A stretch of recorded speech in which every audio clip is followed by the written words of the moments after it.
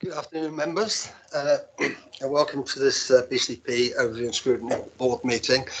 For anybody watching online, YouTube, a very warm welcome to you, and thank you for spending the time with us this afternoon. For those of you that don't know me, I'm Councillor Steve Bartlett, and I'm the Chairman of the Overview and Scrutiny Board. So with that, I will hand over to Claire Johnson, who will give us a bit of information on the housekeeping and how this meeting will be conducted this afternoon.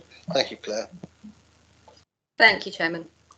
Please note that this meeting of the Overview and Scrutiny Board is being recorded by the Council for live broadcast and will be published on the Council website for a minimum of 6 months. The meeting may also be recorded or streamed for live or subsequent broadcast by members of the public. Please could everyone present follow these ground rules. Only speak when invited to do so by the Chairman. If accessing via Teams, always turn on your video function when invited to speak and state your name. Please use your microphones when speaking and please mute or turn off microphones when you are not talking. If accessing via Teams and you would like to speak on an item, please do so by utilising the raise your hand feature. Please refrain from using the chat function in Teams except for recording a proposed motion. If a vote is required on any issue, this will be carried out by a show of hands. And finally, please ensure background noise is kept to a minimum and mobile phones and other devices are switched off or turned to a silent setting for the duration of the meeting. Thank you, Chairman.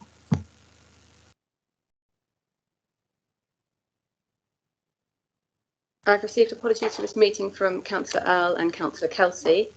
Councillor Earl is being substituted for by Councillor Tony Trent and Councillor Kelsey is being substituted for by Councillor Borthwick. Thank you, Claire. Agenda item 3, declarations of interest. I wish to declare an interest. We've got a couple of housing policy papers this afternoon. For transparency, I'm a director of a housing company and also a housing facilities company, and I own several properties within conurbation. However, this does not affect my ability to discuss the strategy that's in the papers today. Doesn't compromise it at all, so I just declare that for transparency purposes. Any other members got anything to say?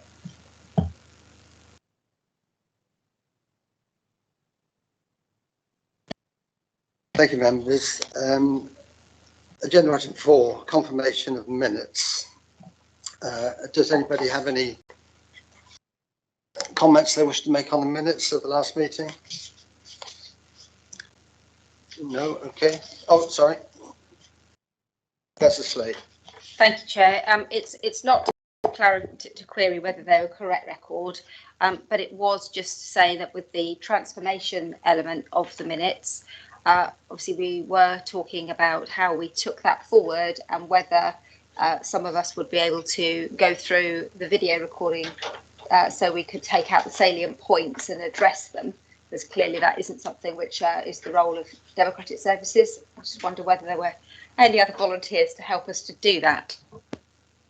Yeah, it's a very good point. The notes in the minutes are fairly comprehensive and I think that they represent a fairly good summary of the debate that we had, but there were some issues that came out of that which we would like to pull together and put a report together. And if members have got anything that they wish to raise about that transformation debate, then please could you let us have them. If anybody does wish to work with us on it, then I'd be delighted to receive any volunteers. But I think what we'll do with this is we'll actually, when we come to the forward plan this afternoon, we'll just put a note of it on the forward plan to make sure it doesn't get overlooked. Thank you. So the note. Thank you, Councillor Edwards. No, I'm not volunteering at the moment, thank you. Maybe after a glass of wine. I just wanted to make a comment, actually. I thought that the overview that we had on the transformation was really useful, and I think it would be quite good if we could have a bit more of that in this board in future meetings, if that's possible. Thank you. Yeah, thank you for that feedback. I mean, it was the first time we attempted to do this, and we did sort of do it as a trial, but we are planning to do another one in the new year on the climate change, and so thank you for that. So agenda item 4A was the action sheet. And there are a number of actions arising from the last meeting and before that. So I'm going to the action sheet. and this relates to action minute number 28 of the meeting of the 14th June, and it related to the BDC five-year business plan, and there was a question over whether the BDC had actually made any contributions to affordable housing. We received a part reply from Councillor Broadhead. I wrote to him again before the last meeting. We didn't get an answer then, and I've written to him subsequently, but I still haven't received an answer from him on it. So I'm afraid that action is going to be held. It's a bit disappointing that this action goes back to the 14th of June, and we haven't yet had a proper answer on it. Minute 46 and 47 of the meeting of the 19th of July. There was a question on the housing assessment. That there's actually an error in the action plan where we're talking about a sustainability assessment. Well, actually, we were talking about the housing needs assessment. And I was asked if I would write to the portfolio holder regarding the ability of that plan. I see Councillor Broadhead is now online. Good afternoon, Phil, and yeah, very timely, thank you. We were just coming to, could I go back one? You might be able to answer this off the top of your head. It was about the BDC's business plan and the contributions to affordable housing, which I've written to you a couple of times on. You gave us a part response on the 14th of June, but we still don't have an answer. It was really to clarify the comment in the 5-year BDC business plan that there had been contributions made to affordable housing, which seemed to be contrary to members' understanding at the time. So I wonder if you could, can you just clarify that? Yeah, thank you, Chairman. Apologies about that. I know I'd sent a reply which I'd got back from the team kind of towards the end of July. I'd seen your recent email asking for kind of further information, which I have sent to them. So I will definitively come back. I thought that we had fully answered it, but I know that you've got some further questions around that when I got your email recently. So I will, I have sent that across to them, and we will get an answer back to you shortly. Okay, thank you. And the next one related to the when we can expect the housing needs assessment, which we're waiting for with bated breath in order for the local plan working group can proceed, because that's basically all we're waiting for before we can get on with that.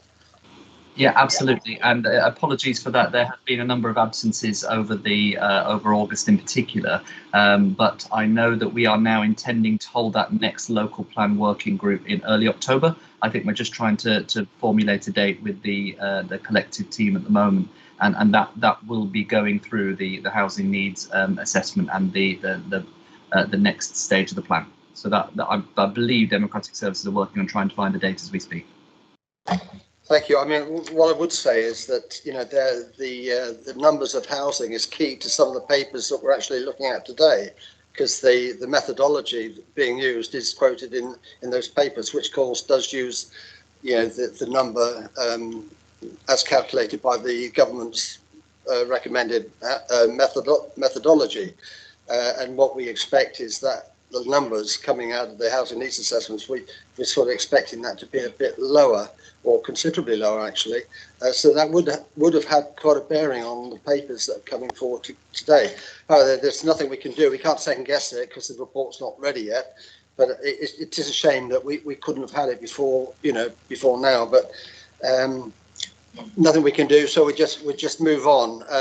And just to clarify, Chairman, it is a very big and a very important piece of work, and as you can imagine, it's vital to where we are going to go on the local plan, and making sure that we get the most correct assessment of needs as possible, alongside, and I've talked about this in full council and other venues as well, that the strategy behind how we take the local plan forward. So we've got to get it right, and that's the reason that we needed to have as kind of fuller version for the working group to consider.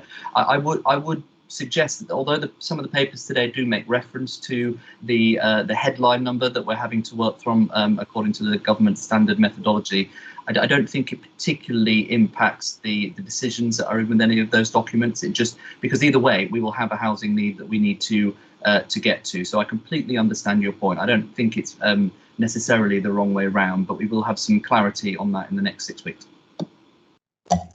Thank you very much. There was some other sort of follow-on actions that will actually be addressed by the local plan working group when it sits again, and they are described in this particular action, which I think I'm going to close, and that was basically an action undertaken by the planning manager to double check that the sites included in the consultation were clearly and accurately described for members and the public.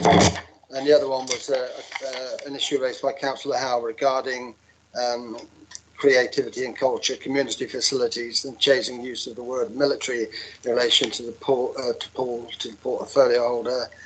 And again, I spoke to Councillor Howe this morning, and this will be taken forward by the local plan working group, and I will ensure that those issues are addressed by it actually on the group itself, so I can make sure that those items are addressed.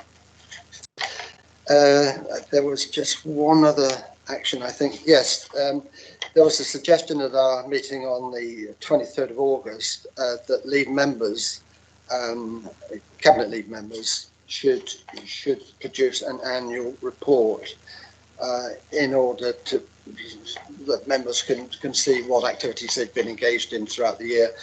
I wrote to the leader on this and asked him to consider it, which he did, and he came back to me, and if I can find it.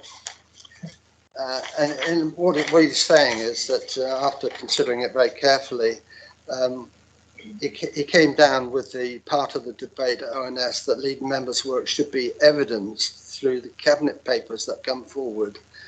And he said he would commit to asking Democratic Service to include lead members on the papers that they are co-curating, and will expect them to attend ONS on those papers to be visible on their work. Therefore, he does not believe that an annual report is required. So I think that closes the actions.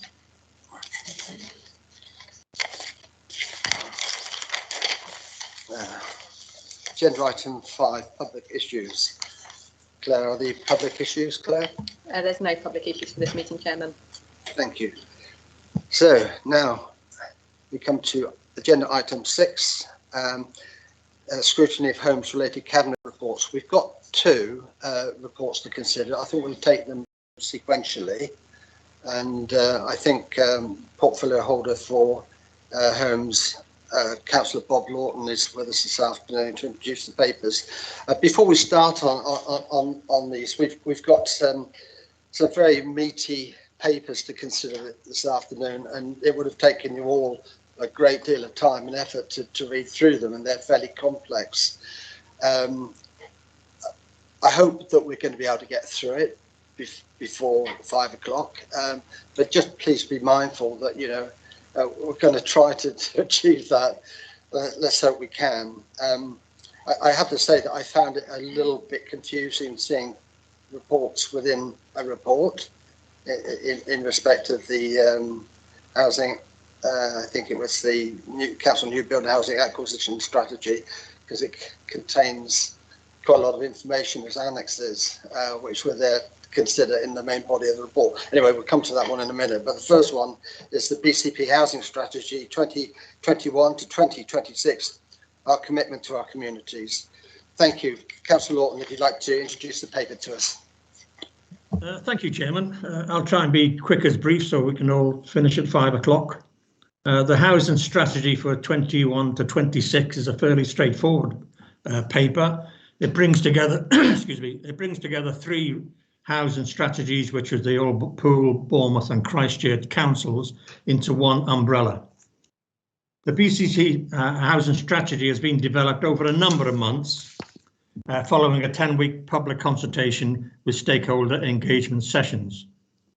It is a high-level document which sets out the clear vision for BCP to ensure that housing, planning, economic development and regeneration work together and are integrated to the best influence for the housing market.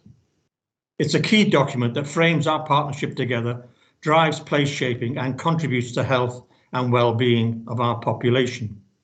The vision statement for the housing strategy is to provide a safe, secure and sustainable home where it is needed and thereby enabling people to live well. There are 5 main aims, and I'll quickly read them out and then we'll leave it open for questions. 1, meeting future growth needs. 2, preventing homelessness and rough sleeping. 3, improving housing options, opportunities and choice for all. 4, empowering and co-creating neighbourhoods where residents want to live and be part of the community. And finally, improving safety and sustainability across BCP's housing. This is an excellent report. I'm pleased to present it to the ONS panel. It's a fairly straightforward report. I don't believe there's anything controversial in there, but I'll certainly be willing to open it up for questions, Chairman. Thank you very much, Councillor Lawton. Members, I'll open it up for questions.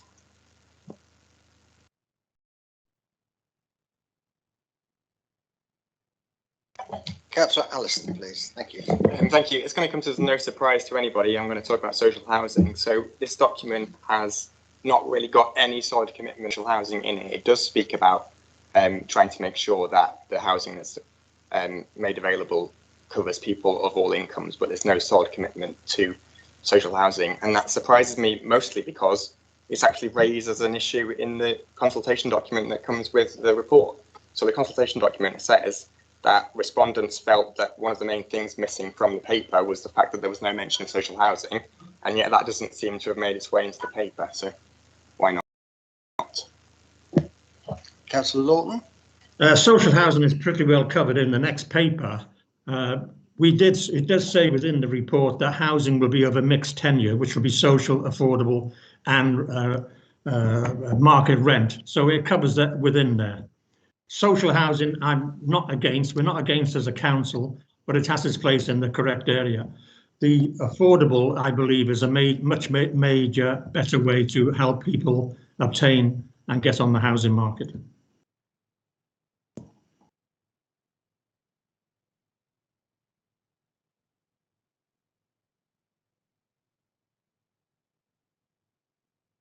Councillor Trent, sorry, I didn't see your hand. It was behind Councillor Howells. Sorry. Okay, thank you. Thank you, Chair. I was just slightly perturbed that at the comment I just heard, social housing in the right place. Quite frankly, way back, and we're going back 10, 15 years, there was a target set that a proportion of all new development should be social housing. That is something which seems to have hit a brick wall, and we aren't getting the social housing. We had something that was agreed at council last week, which implies it includes social housing, except if you look at the rent is private rent. It's equivalent to what you would pay on the open market. And quite frankly, the real need in housing is to actually get affordable social rented housing, which actually means building council housing or housing association housing and maintaining it. And that can be anywhere. It can be small developments as part of a bigger development. It can be scattered around, although it's obviously easier for the housing provider to manage if it's concentrated in one area, but that doesn't preclude social housing being in other places. Certainly the housing associations have to cope with a dozen here, a dozen there, a dozen 20 miles away sort of thing. So, you know, it's far more of a commitment to actually providing social housing to work to the targets that are built into everything, and not say, well, this is the wrong place, or it's too expensive to provide it here, so we'll put it somewhere else. In the end, it ends up being put nowhere. And so I think there should be far more commitment to providing social housing. That's the only kind of housing that's actually going to take the people in need off the waiting list. And it might actually also, and this is a theory of mine, and I might be totally wrong, it might actually, if there was adequate supply of social housing around the country, it might actually take some of the heat out of the housing market, because people are desperate to get homes. They can't afford it. They overborrow. People can make a lot of money out of who can afford it, of buying up properties to let out at market rent. So we really need to do something serious about social housing and not just have it as a cosy little word to be chucked in the paragraph. We really need a strategy that delivers social housing and delivers it where we can, and not just oh, well, that's not an appropriate area for it, we've got to provide it there. I know that there are certain economic arguments against, and, you know, there's always a problem in any suggestion of, say, putting social housing units in a block in Branksome Park or something, but those should be the exception, not the rule. And as it seems to me, and I remember being on the planning committee, and they approved a housing development in Christchurch, quite a significant housing development, not one single affordable social unit in it. And the excuses for not doing it were quite weak, but, you know, we just didn't seem to have the ability to fight our corner on that one. So I really do think that we need to have a far more aggressive approach towards achieving social housing, because that is the only way that we're going to stop homelessness, that we're going to have the people we need, the carers and so on, as well as the people that move down here to retire. It's the only way you can actually bring a balanced community down here. So that's my rant. Thank you, Councillor Trent, and I go along with an awful lot of what you've just said. We'll be seeing what the commitment to social housing is when we discuss the next paper in detail, because it sets out exactly in the next paper what the commitment to social housing is. But before we come to that, let me ask Councillor Lawton if he'd like to respond to the comments that you've just made. I'm mindful that Tony, Councillor O'Neill and Councillor Debman is awaited to speak. Thank you. Thank you, Chairman, and thank you, Councillor Trent, for your statement. I would like to point out to Councillor Trent that the majority of council housing within the BCP area is at the present time socially rented housing. I understand his concern about a long-term commitment, but we have quite a large of our presently of our stock is socially rented housing. It's interesting to note that over the last 10 years, of all of the number of houses which we were built, etc., 67% have been affordable. Now, that may not be what Councillor Trent wishes, but there are certain circumstances where it's economically not viable, as we're all aware, to build social housing. I'm afraid that's just a fact of life, but I do take on board and I understand his comments. Yeah. Thank you. Councillor O'Neill. Thank you, Chairman. More of a general question. We understand that there are people with specific needs, for example, families, the disabled, the homeless, rough sleepers. How, in the policy, are you making sure that their needs are being considered? Thank you. Generally speaking, can I answer that, Chairman? Yeah, please, yeah. Sorry, yeah. Generally speaking, we have excellent services which will which accommodate and help people who have particular circumstances which require help. But I will refer, if you don't mind, to one of our officers, Kerry Ruff, if she would kindly come in and give you some more examples of where that would be applicable. Good afternoon, councillors. Kerry Ruff, Housing Enabling Manager. If I could draw your attention to priority number 3, which is improving housing options, opportunities for choice for all. It states in there that we've got to work, it's identified that we've got to work closely with our internal stakeholders and external stakeholders, mainly internally, to identify clearly what all of the specialist housing needs across the board are. That includes learning disabilities, autism, families with disabilities, physical disabilities, probation, ex-offenders, mental health. The list goes on, but it's capturing all of those specialist housing requirements that we need to identify, and that work has still got to evolve in terms of recognising what is the current unmet need and then what the forecasting is with regards to future requirements. Thank you. Councillor O'Neill, do you want to follow up on that, please? Just to ask a subsequent question to that. Obviously, there are many needs, and one recognises that, and some of those can be quite complex. It's not a bottomless capability. How are those needs prioritised?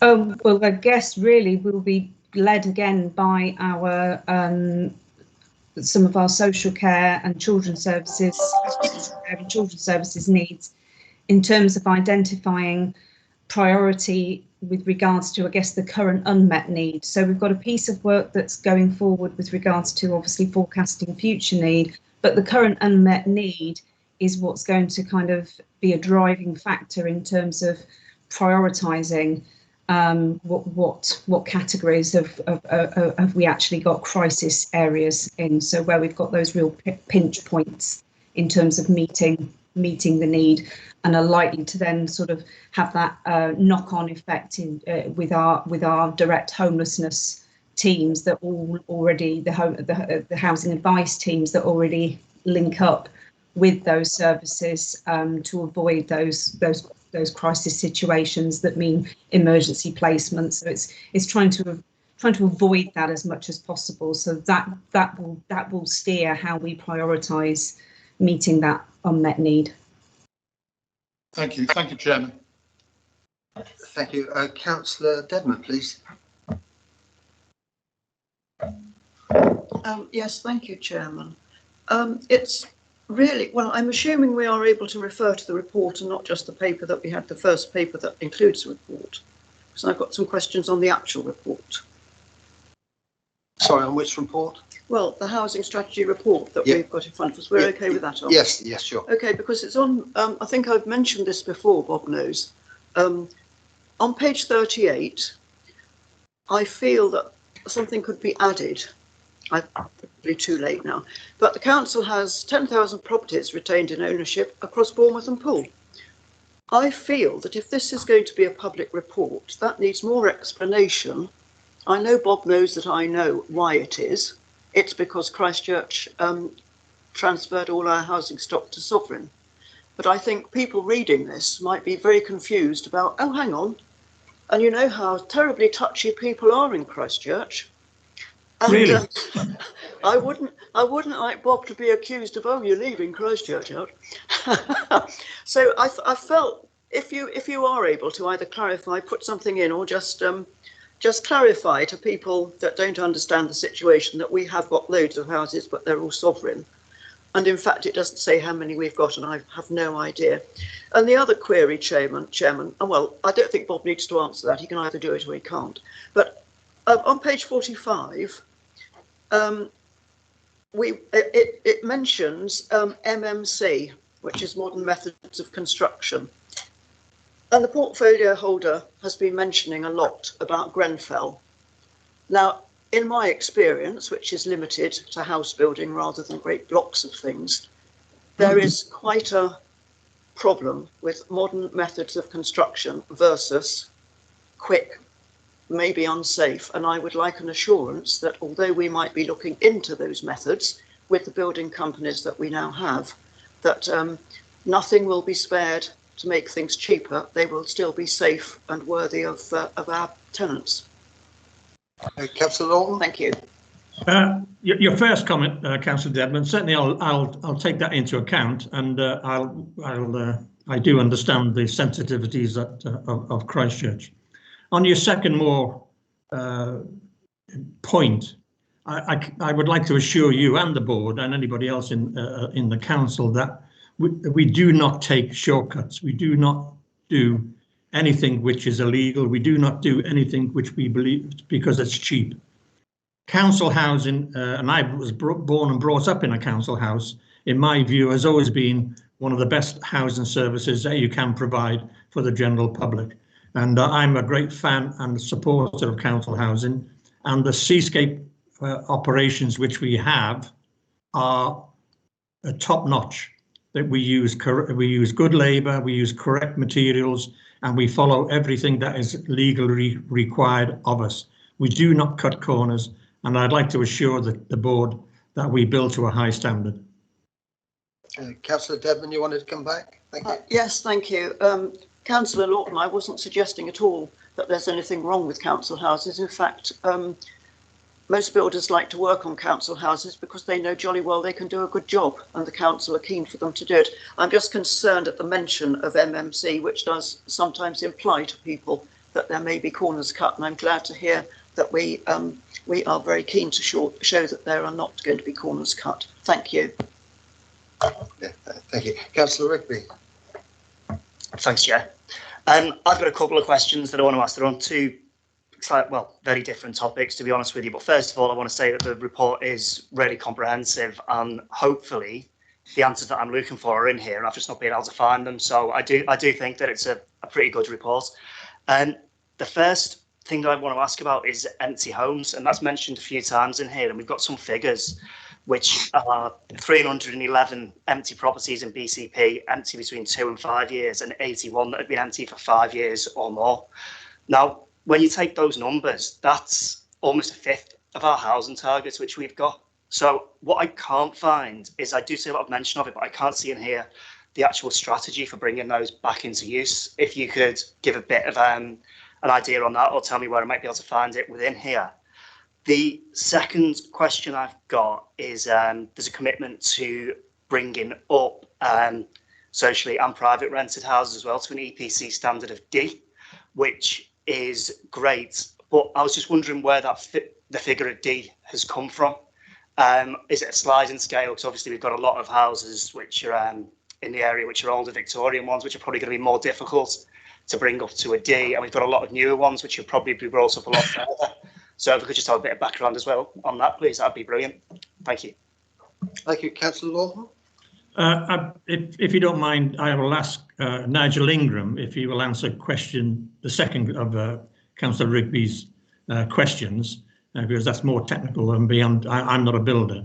On the first point on empty homes, when we were the old Bournemouth Council, we did have an empty homes officer who did an excellent job. And when we became BCP, her role was slightly changed, and she does some empty homes and some enforcement. And I have recognised for quite some time, because as you probably were, I looked after empty homes in the old Bournemouth days, that we need more resource into the empty homes strategy. And Councillor Rigby's right, there isn't one within this paper, but I can assure him that I'm actively seeking a full-time empty homes officer, because I believe over time, and I've seen some of the figures which are in this report, I have anecdotal evidence that empty homes are increasing across the conurbation, and we need to bring those homes back into play to house homeless people, to house people who are on the homeless ladder, etc., etc. So I do take exactly his point. It's a very good point. Empty homes are a real issue for us, and we will be developing the strategy once I get a new empty home strategy officer in place. Councillor Lawton, before we come on to the EPC banding, could I just bring in Adam Richards, who I think wanted to come in earlier? Thank you. Thank you, Chair. Just to highlight, with regards to empty homes, there is a strategy set out by the government, which is embedded within the council tax rules and regulations, because what they do currently is charge a 100% premium on your council tax if the home has been empty for over 2 years. That increases to a 200% premium if the home has been empty over 5 years. And I think at some stage it will increase to 300% where it's been empty over 10 years. So the government is trying to assert pressure on homeowners of empty properties by charging that council tax premium that clearly is taken account of within the council's overall resources. Thank you, Mr. Wilson. Bob, did you want to bring yes, please. Can I ask Nigel Ingram to take Councillor Rigby's point about item yeah, thank you, Mr. Ingrams. Good afternoon, Chairman and Councillors and Councillor Rigby. May I just ask you to repeat your question on the EPC rating so I give you a precise and a more tailored answer, please? Yeah, of course, not a problem. Within the report, it says that the target is to bring up the houses to EPC standard D. And I was just wondering how that was arrived at, considering we've got a lot of older houses which may not be able to be brought up to a D standard, and we've got newer ones which could possibly be pushed further than that. So is that kind of like an average D, or is that a we'll try for D, or we'll try and do D and above? Just the thinking behind choosing D, really. Thank you. Well, there is actually by 2030, Councillor Rigby, we have an objective to get council houses actually to an EPC rating of C. And there is modelling going on at the moment to find out the optimum way of achieving that. And there is a working group that meets regularly to examine the modelling and the costs associated with bringing quite a far-ranging set of properties that we have within BCP. Some are as low as G, some are obviously E and F. So we're actually, our target by 2030 is to get to a C at BCP. The methodologies are quite tried and tested across the country. So rather than reinventing the wheel, we'll be taking evidence from other local authorities and housing associations who have achieved this and modelling the cost and timetable. There'll be some low-hanging fruit, which were easy, quick fixes, but there'll be some which may take some longer-term strategies to sort out.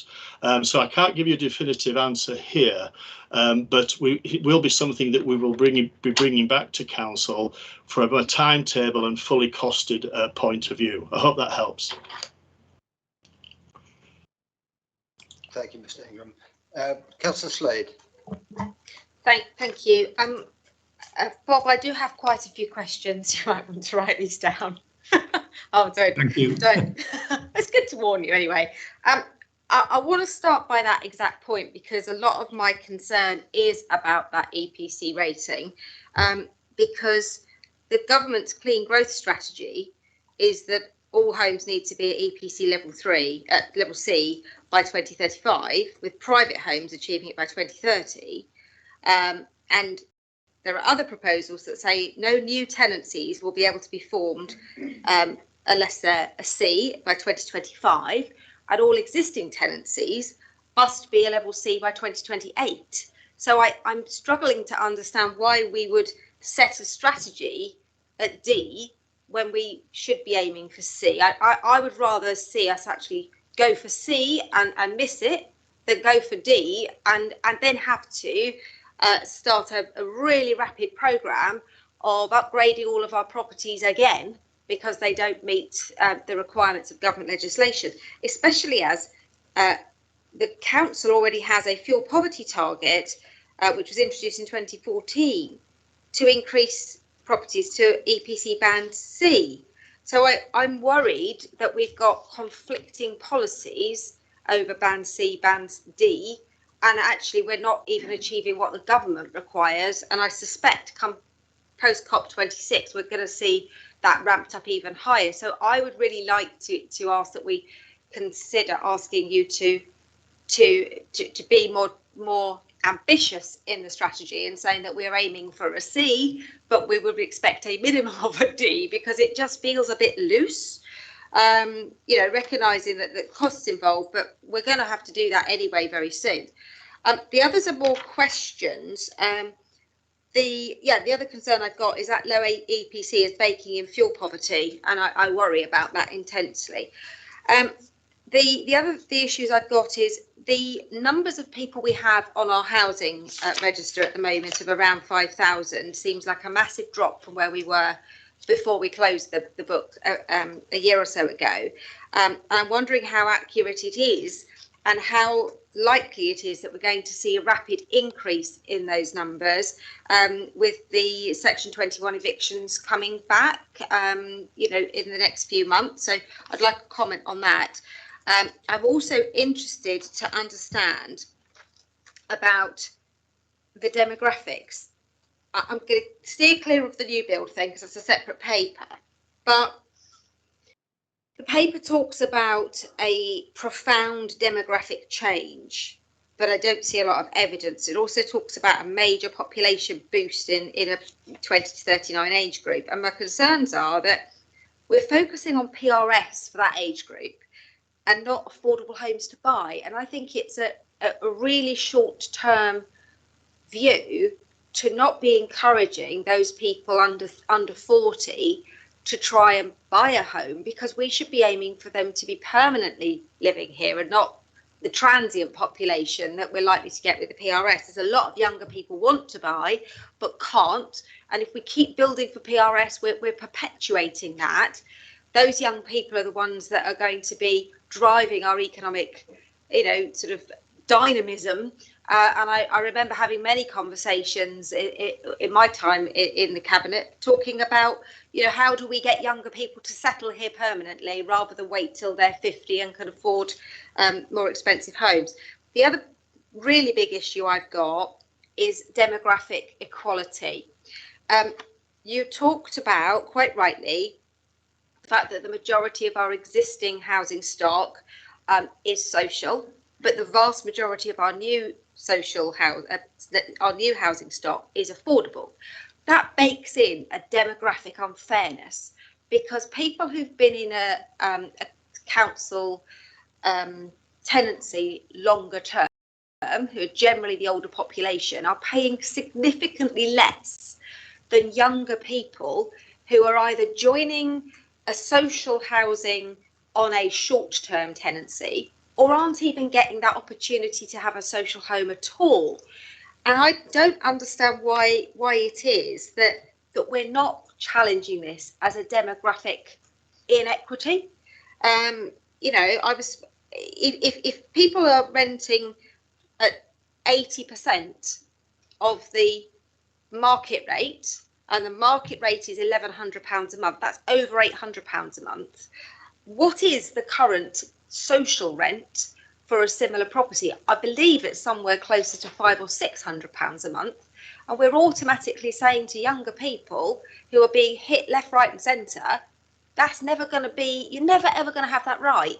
And I'm worried about that we should be looking after the generations coming along as much as we are those generations that have sat in a home for years and years and years. That is a really big problem for me. So I just wonder if I could have your comments on that. And final point, it says about page 28, caravan sites. What does that mean? Is that static homes or is that reference to Gypsy and Traveller? Because I don't see anything in here about our commitment to Gypsy and Traveller population. Thank you. That would be. I can answer that quickly. But before we, if I can bring in Kerry on your first question, please, if that's okay, Chairman. Yes, please go ahead, Kerry.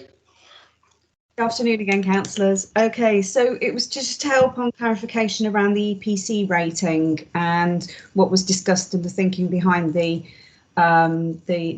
D level for the energy performance certificate. So private rented properties at the moment have to achieve minimum of E standard, and there is talk that the government by 2025 want to introduce for private rented again. So that would cover, or for rented, basically for rented accommodation. Are looking to potentially introduce a minimum C level. So the introduction for the council to sort of look at targeting and upping that standard to a D is a precursor in agreement with the private sector housing teams to start getting that work underway so that standards are getting lifted. But there's no certainty at the moment about the C at the energy performance certificate level at C necessarily being established. But of course, it's kind of expected because it will go hand in hand with the climate emergency work. So I hope that helps clarify the thinking behind where the strategy is indicated a minimum D level, which is higher than what is required at the moment. For it higher in our area, it would be, once this goes through and is adopted, than what is required by the government at this point in time. The other thing to help with is the over 5,000 on the housing register is the current number, although re-registration is now taking place across the whole of the BCP housing register as a result of the newly adopted allocations policy. Is there any other questions you'd want me to help with at all? Just right. I'll just intersect there, please, Chairman. As I'm not aware of any high evidence of greater evictions taking place for people to be on our housing waiting list.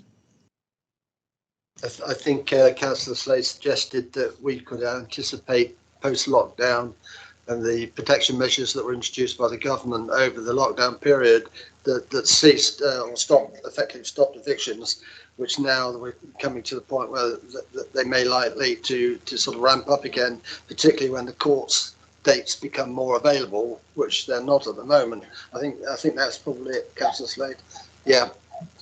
Yeah, I mean, we can't ignore that possibility, but we're not seeing any evidence so far yet. And I can't, sorry, Councillor Slade, I can't remember your next question. Yeah, that's fine. So just to refer to those, it's a 5-year strategy, and it feels to me like we're looking at where we are right this minute, and actually within 6 months it's going to be out of date because everything is going to move. My other big point was around the demographic fairness around focusing on affordable homes versus social homes, and actually baking in a really miserable future for anyone who's wasn't privileged enough to get a social home 20 years ago. I believe that's always been an issue with us. You're right, the demographics are changing within. Since I've lived here in 1985, the demographics of this area has changed dramatically. At one time, there was a lot more elderly people here. Now there's a lot more younger people. I totally agree with your sentiments. It's always difficult to try and balance that up. One way I would like to suggest to you is that we obviously cross-subsidise by using affordable housing to try and subsidise where we can social housing. But it is a difficult issue, and I don't, be honest with you, I haven't got a quick answer. If I knew a quick answer, I would have done it quite some time ago. Can I just come back to Councillor Norton? I made a note of the questions, so I'm going to try to simplify them just a little bit. The first point about demographics was that basically people are under 40 because there's not very many affordable houses actually being made available for purchase, that they're being pushed into the option for renting in the PRS. And I think that was the first point that was made, because whilst there is, and I think we're going to come into a bit more detail on this at the next paper, where it does set out the amount of affordable homes that will be sold in a shared equity. And I think that's in the next paper. The second point was the demographics on the fact that a lot of people in social housing are actually have been there a long time, and the younger people don't get the opportunity to get into social housing because there's not enough of it, which forces them into affordable housing, so-called affordable housing, where the rents are significantly more than they are in the social area, which means this puts the pressure on younger people rather than older people. I think that was the point you were making. So I don't know, you can just address those two specific points, please, Bob. Thank you. It's a difficult one to answer, I must be honest, because I don't have a quick, easy answer to explain the differences that occur. It's one that we, in some ways, I wouldn't say we have to live with, but it is an issue. We are aware that young people want to stay. Some people want to stay in the area and they move for various reasons. I would point out that we are over the next 5 years planning to build as many affordable houses as possible. We're looking at least 65% of our new build will be affordable housing. I can't think of a better answer than I've just given. I don't have an easy answer on why that occurs. Councillor Slade? Just very briefly, I think the point that I am making, and I think that Councillor Allison tried to make and Councillor Bartlett's made, is we want to see social housing, because social housing is what previous generations have been able to have, and all we're being offered is affordable housing, which is not affordable. And if it's okay for somebody who's been in a social home to have had that rate, why shouldn't it be okay for somebody who's, you know, been struggling in private rent for 10 years, finally gets to the top of the list and then gets told, actually, you're on affordable, which is probably 25% more than another generation has had and continues to have and will have until they choose to give up that home. That's what I'm talking about, the generational unfairness. That's all I'm referring to. I'm not suggesting that you can fix it. What I'm suggesting is that we should be making a stronger commitment towards social homes, not just affordable homes, because they're not the same. That's really the point. Thank you for answering all the other questions. Thank you. I see Lorraine Mealings. Welcome, Lorraine.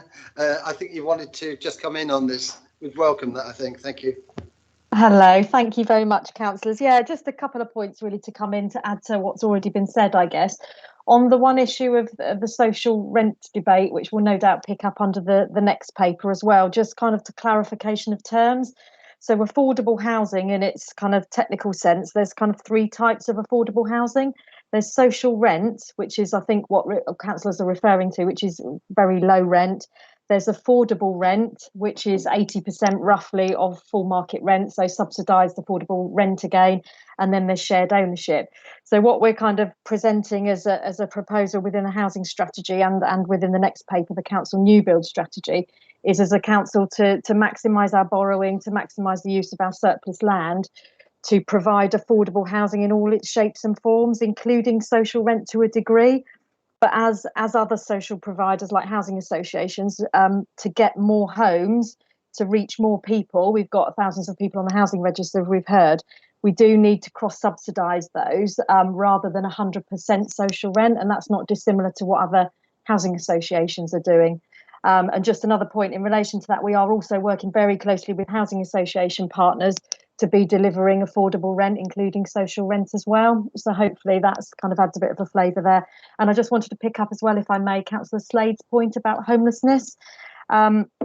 This is a 5-year strategy, and I think when we look at this again in 5 years' time, the world will look very different. So I think the housing strategy that's written is a very evolving document. It's fluid, it's right as of today, but particularly in terms of homelessness, just to reassure you, we are keeping a very close eye on how homelessness may well go up as a result of what happens to the economy, what happens to the ending of the eviction ban, etc.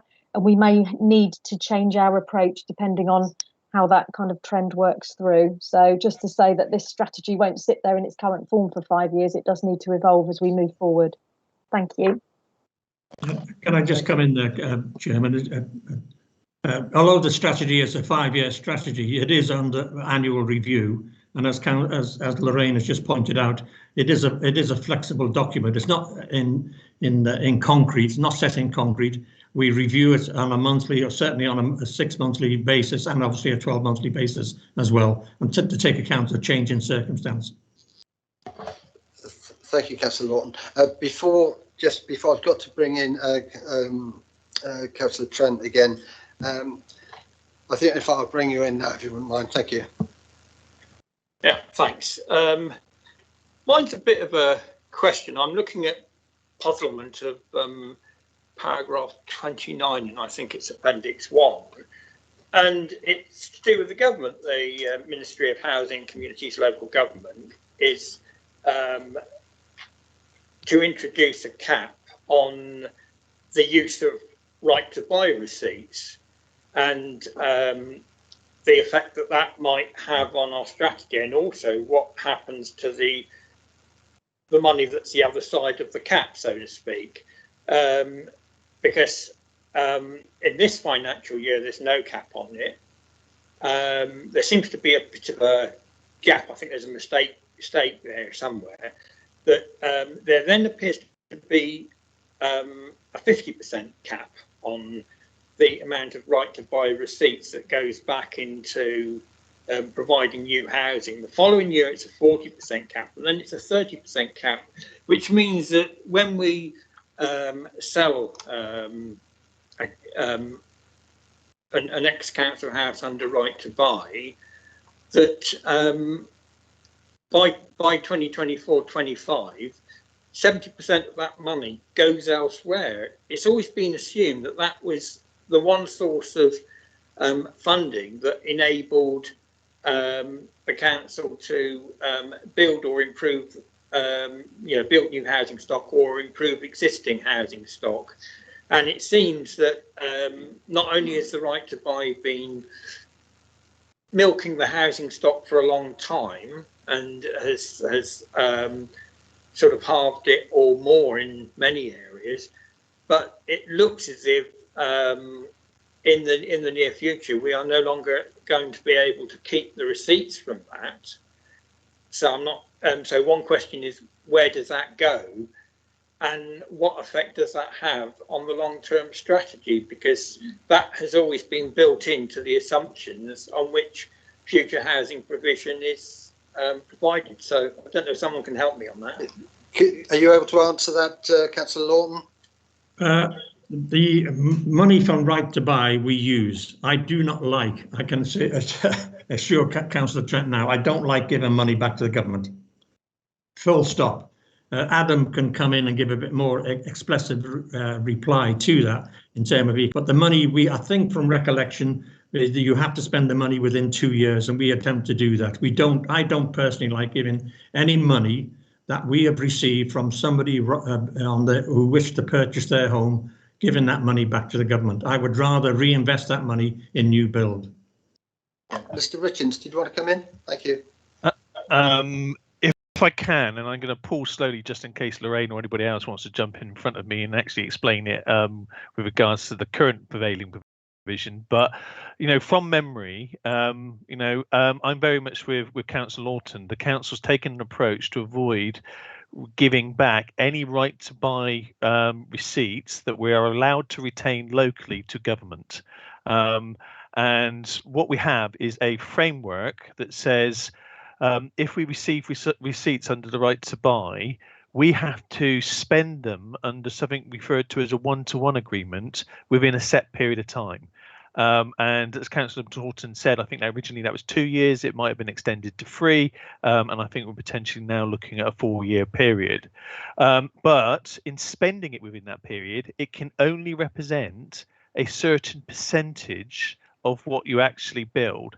So if you build a house and it costs 100,000, then only 30% or 40% or 50%, whatever the rules are, can actually be used to fund that replacement housing at that point in time. So it's almost encouraging the council then to add its own resources and create more homes as part of the overall framework.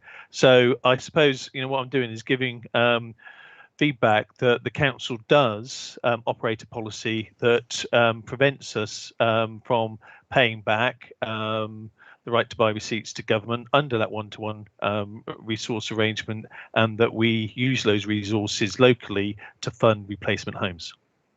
Thank you, Mr. Richards. I mean, we're not losing the money. It means you can't spend more than a certain percentage when you're building a development out with right to buy funding. Yeah, if I can just come back on that, because I find it very hard to understand why this is being done to us, because it was our resources or borrowed money or our predecessors' resources back in the 1940s, 50s and 60s, possibly into the 70s, that built these houses. The right to buy came in. The discounts were fairly significant, so they were sold at much less than their actual value.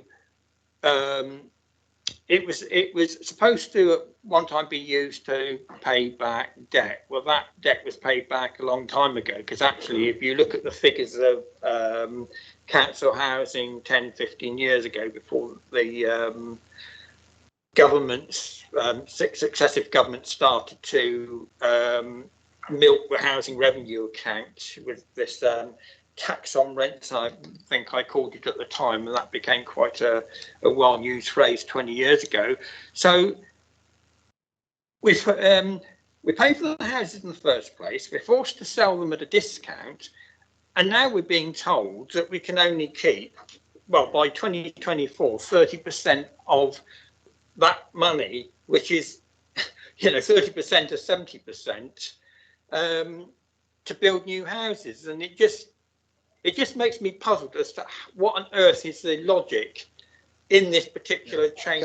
I'm not sure that's what you've said is correct. It's not. We're not losing the money. You can't just spend a certain percentage of that money on one development. I think that's the point. So you do retain the receipts, but you can't use more than a certain percentage of right to buy receipts on a specific development. Am I right? I think you're absolutely right, Chair. Just to highlight that both Poole and Bournemouth councils bought themselves out of what was from as the HRA subsidy system back in 2012 and 2013 from memory. And as part of the amount of debt we had to take on as two independent authorities at that point in time, the calculation of estimates of future right to buy receipts. Since then, the government have allowed us to retain those royal right to buy receipts under that one-to-one agreement to invest in building additional homes locally, based on the percentages that you just outlined.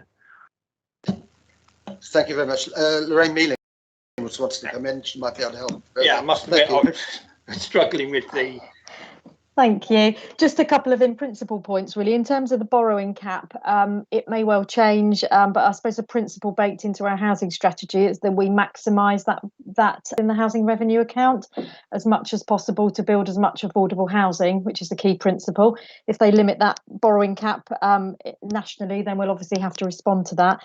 And the other point in terms of right to buy receipts, just following up on what Adam said very eloquently, we do absolutely maximise using and spending as many of those right to buy receipts as possible. In fact, I don't think we've got into a scenario of handing any of that back to central government. We monitor that very closely with the support of our finance colleagues on a quarterly basis, and therefore maximise the our new build programme, spending all of those right to buy receipts. So at least we're reinvesting it back in 100%. Thank you. Thank you, Lorraine. We've been going at this for nearly an hour now. Councillor Howell has put his hand up, so if we could just, I'm going to bring. Oh, okay. Councillor Howell, thank you. Thank you, Chair. A couple of questions. Firstly, bear with me. This might be quite complicated to explain as a question, but what I'm trying to get at is. There's a lot of talk about affordable housing with reference to market value. There's not a lot of talk about affordable housing by reference to the actual income of ordinary people who are looking for housing. Now, I'd like to understand. I understand that one measure of poverty is where somebody spends over a third of their disposable income on housing. Can you give us some information about the number of people, if any, within the conurbation who are falling into a gap where they are being required to spend over a third of their disposable income on their housing costs? Because we're seeing spiralling rental prices. Obviously the affordable rent is calculated by reference to the market value. So it's really important that as council we understand, people who are being stretched by low incomes and possible insufficient housing benefit. The second question is really more from anecdotal evidence I've received, but again relating to the increasing housing prices, that that possibly because of wealthier local people buying properties for their children, perhaps as long-term investments until they get old enough to actually want the properties, or increasingly just to live in straight away, how much those kind of dynamics are undermining or reducing the housing stock in the private sector. Because I just had a look at Rightmove, and within three miles of Hamworthy, the cheapest 2-bedroom rental property is £950 per calendar month. I know you could have got a property for £750 per calendar month in Lower Parkstone about 4 years ago. So yeah, both those questions revolve around how we assess the actual affordability for real people. Councillor Lawton, how do we address the affordability issues for ordinary people? The answer to the first, well, I'll call in one of the officers in a minute. I must be honest, for Councillor Howell's first question, I don't have access to that information. I've never seen that information, so I have to pass on that one. I understand the point he's making, but I don't normally, in my role, have that access to that information. The second one, house pricing and house market rents are increasing dramatically all over the country, and I'm not really sure how we can control that or measure it in terms of make it affordable to other people. So it's an extremely difficult one. We're open, whether we like it or not, to market forces which are forcing rents up and forcing house prices up. But I'll ask Kerry, if she's still there, if she can quickly answer, or she may have access to some of that information for your first question, Councillor Howell. Are you able to help us with this, Kerry? Yes, I'll try. It's the kind of emerging information that you referenced at the beginning of the meeting around the housing needs assessment report that has not yet come out. It does. I don't think the housing needs report will put it into the words about how Councillor Howell phrased it in terms of a third of the income, but it does look at income levels, and it does look at unmet affordable housing need. And based on that, the whole point of commissioning housing needs assessments is to help inform future policy. The bearing on that is the local plan, because the local plan will understand what numbers it needs to achieve overall for housing, but within that, what should our affordable housing policy be? And it has to strike a balance between affordable housing requirements, and again, it will drill down into the detail of the types of affordable housing that's needed, along with suggestions around the size of the numbers, the size and the tenures of the affordable housing requirements, so that the policy can reflect that. But the policy, the planning policy team will have to balance carefully between what the housing needs assessment says and then running test scenarios on this with regards to what the economic impact. So we come back to that whole viability issue, because if a local plan introduces a policy that then can't be delivered, the overall local plan will constantly be a thorn in our side and a failing overall policy, and will stop development coming forward at all, because people will look at it and say it's just not achievable. So it is a careful balance of getting those measures right in terms of getting the right affordable housing levels along with, and that will come out. The housing needs report will come out in time as a public document, and it'll be there to be scrutinised and support the emerging local plan policy and our affordable housing policy. Does that help, or do you want me to try and expand on that any further? Thank you, Kerry. Let me bring Councillor Howell back in.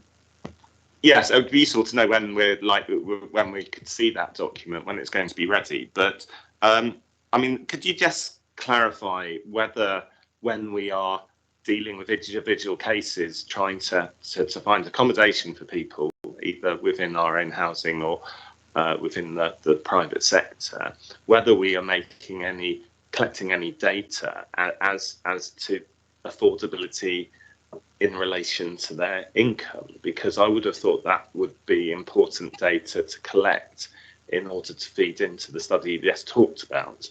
And if we're not doing it, I suggest we should be doing it. Thank you. Are you able to answer? I mean, we do see the affordability index published for our areas, so I'm assuming that some data is being collected in order to produce that figure. You know, it's like 11 times earnings or whatever it is. But and I know ours is particularly high. You know, the cost of housing is very high in proportion to the level of earnings that people have, which makes it less affordable in this area to rent properties. I don't know if you want to comment on that, Kerry. Well, I mean, housing allowance or housing benefit goes through that affordability level. It looks at a family's or an individual's income and looks to support them where their income is not sufficient to match their housing needs, providing they're in the right housing that they need. So, you know, if somebody's, how could I put it, if an individual was, you know, just a single person was living in a 2-bed property but couldn't afford it, then the housing allowance is going to look at it in a way to say, well, you're in a property bigger than what you actually need. So, but otherwise, the housing allowance, which I know is kind of all wrapped up with the universal credit now, but the housing allowance assessment is there to support people whose incomes are not sufficient enough to meet their housing requirements. Can I just quickly say one more thing? Okay. Yeah, I mean, are you satisfied that that is working properly, then the housing allowance system, and that people are not being pushed into essentially housing poverty by it, you know, insufficient support through that system? To my knowledge, because that's what the Housing Advice Service do. Lorraine, I don't know if you want to comment on that. Yeah. Did you want me to come in, Chairman? Yes, please, Lorraine. Thank you. Yeah, just, I mean, this whole issue of affordability, if I can just draw your attention to page 40 of the appendix, the actual housing strategy document. In the round, we know that on average, the ratio between average earnings and average house prices is 1 to 9.76, so 1 to 10. House prices are 10 times more of the national, so affordability is a massive issue here and nationally. I mean, in terms of local housing allowance, it's obviously a national government policy. We do find, particularly in the BCP area, that market rents are rising way and over and above the local housing allowance level for our area, but you know, there's rules as to how the local housing allowance is set. So that is an issue in terms of it's quite a way adrift from average market rents out there. But it's probably in other areas, local housing allowance is probably more in line with full market rent than it is here. I hope that helps. Thank you, Lorraine. I'd like to bring in Councillor Borthwick now, please. Thank you. Well, in the last 5 minutes, it's somewhat been guided down a different road. But first of all, I'd like to support Councillor Trent first passionate statement, because I feel as strongly as he does. I feel like wringing people's neck, you know, because affordable homes and, you know, they're not there. You try and get one, try and understand the policy. It's so frustrating that, you know, nobody seems to it. Then we hide behind that dreadful word percentage. Percentage of what? Was it 10 houses you're talking about, Rob? A house, 100 houses? I don't know. I want numbers. People don't understand percentages. And then, is the affordable homes, is it a variable price? Are we trying to help those who can't quite afford it, but really want to be able to do it, but don't earn the wage? Because Bournemouth is not the most well-paid place in the world to earn a living. It's quite hard, actually, because the wages are nowhere near London or Southampton prices. And I just find it also frustrating that we never actually get down to what it actually costs. Don't talk to me in percentages. I want to know how many people are involved. And is there an improvement over the last 10 years? This is the first time I've been at a meeting where we've really fully discussed housing for the affordable or the people who cannot afford it. We've got to get that right, because it's no good having lots of immigrants coming into the country if you can't house them. We've got to house people, and we're not doing it. The major government's not doing it also. So Bournemouth, please start thinking about the people who dearly love to own their home and give them a chance, because they don't all earn good money. Some are on quite good money, but will make good tenants or will be able to just about afford a rent. So I speak as passionately on Councillor Trent on this, and not often I expect I do that, but yeah. Thank you, Chair. Thank you, Councillor Borthwick. Chairman, can I quickly answer that question from Councillor Borthwick? Can I just reassure him that we're maximising every effort that is in my sinew of my body to use every piece of land available to build houses within the BCP area. I can assure him of that. And just a couple of facts, he's worried about percentages. Over the last 10 years to March 2021, we built 684 houses within the BCP area, which was 67% of those were affordable. Of that, there's 455 were affordable. We're proposing, and we're moving into the next paper now, over the next 5 years to build 1,314 houses within the Bournemouth, Poole and Christchurch area. Of that, 65% of those are inclined, or we aim to be, of affordable rent. That means there's just over 850 homes will be affordable rent. I hope that assures Councillor Borthwick, if he doesn't like percentage figures, I've just given him some hard figures. Can I just say, go on then, quickly. Thank you. Yeah, that's nowhere near enough houses being built. Nowhere near it. 300, 600, 800. I'm talking about thousands. What's our waiting list for housing? What's our number in that? No, you can't even cover that. You know, people. Councillor Borthwick. I can't find any council that builds enough because the government doesn't let them do it or hasn't let them do it. We've got to build more houses in BCP. We've got the area. You know, Councillor Borthwick, we are that number. Day, people will have a roof over their heads and be able to have a comfortable living. Go round, you see it on television, all these bad landlords and everything else. No, I get so passionate about it. You know, I might be getting on a bit, but at the end of the day, I think about the youngsters and I dread their future. Thank you. Okay, Councillor Allison, please. Thank you.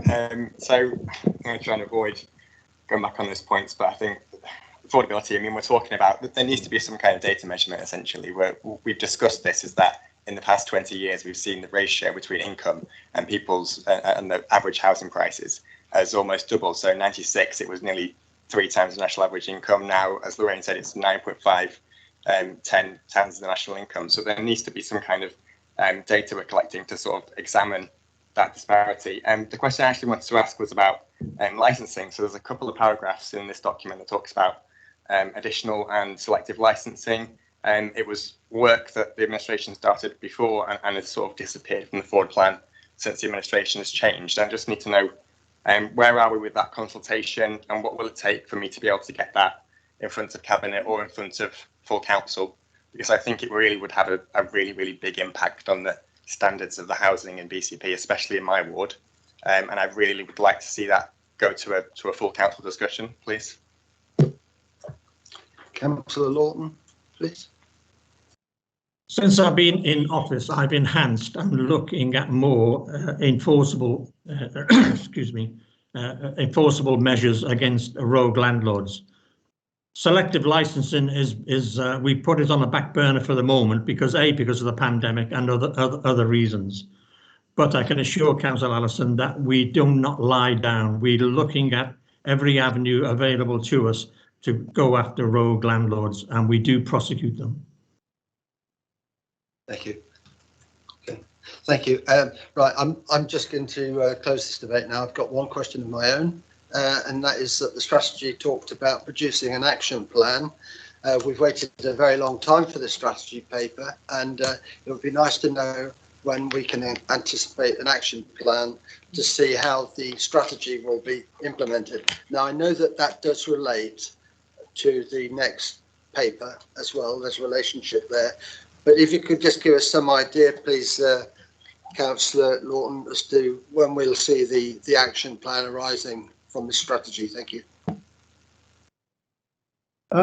We would hope to have it soon. I cannot give you an exact date, but I'd certainly within the next 12 months, I would hope to have that action plan in place for the board and for the council.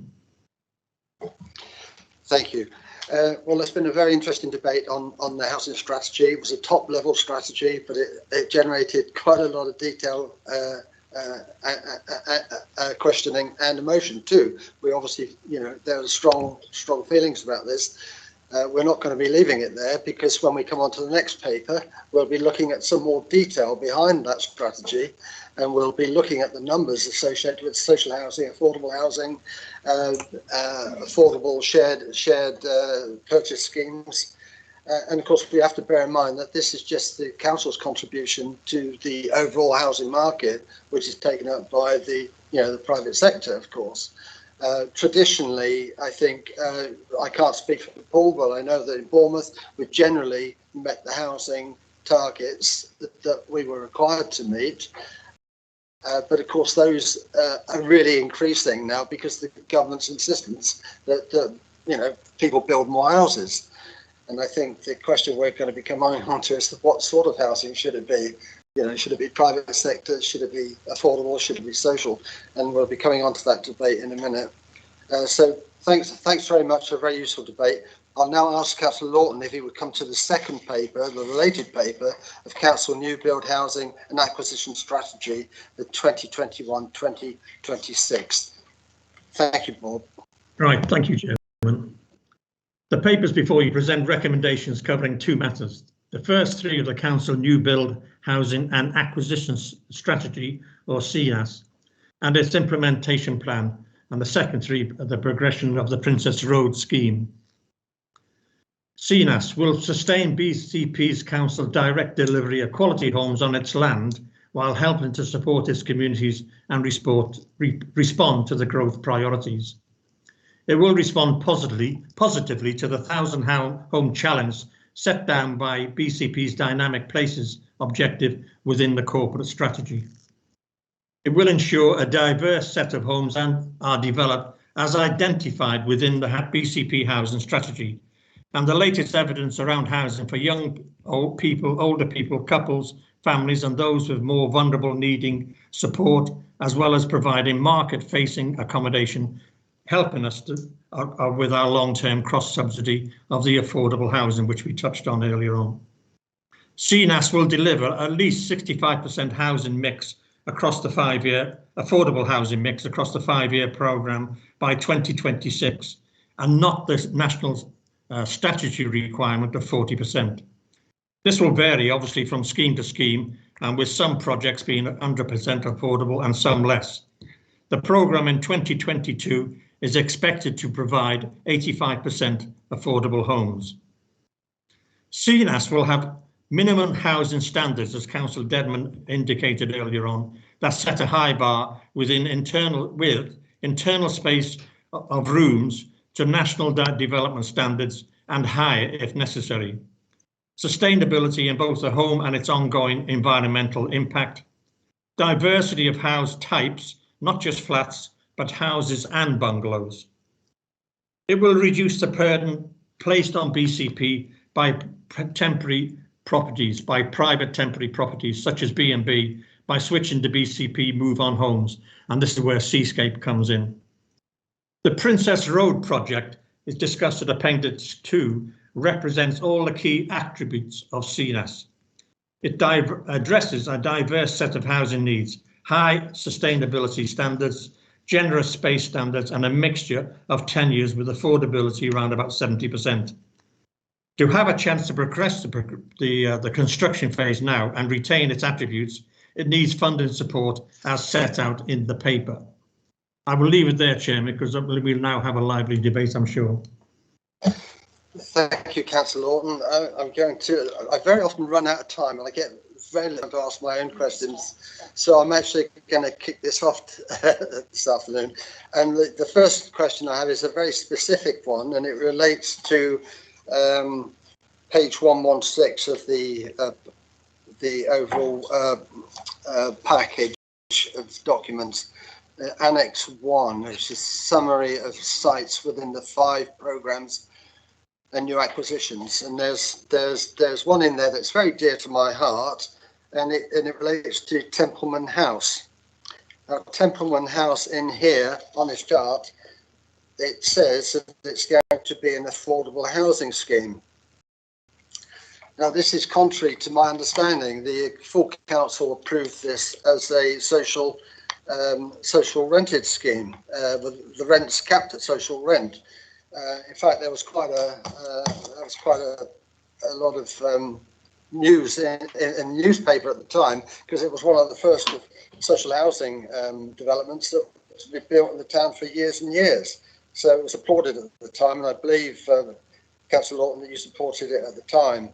Yes. Anyway, I don't understand why, and I'm hoping this is just a mistake on the annex. That's the first question I've got. The second question is a much more general question, and it relates to the housing list. It relates to social housing and the priority that we're going to be put on it. And I start by saying that at the moment, and we are told the reason why we can invest in housing now is because our borrowing rates are lower than they've ever been.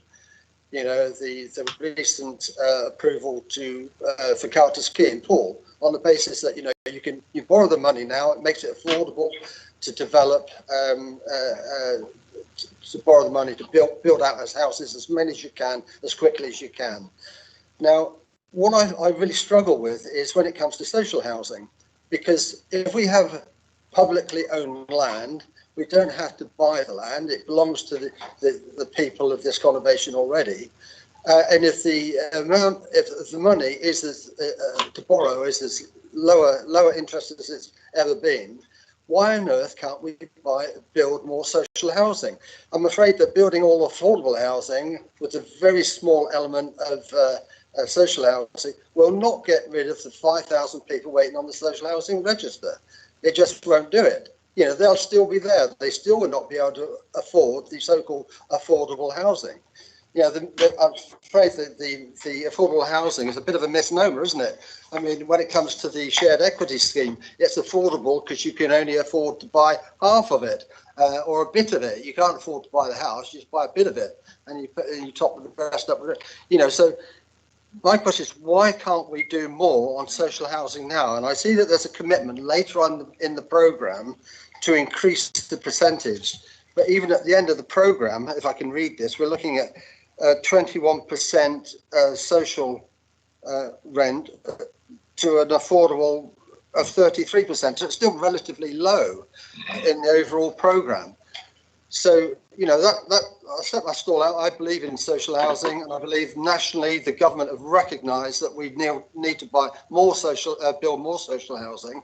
But this policy does not reflect that recognition from government, and I don't think it recognises the need within the conurbation.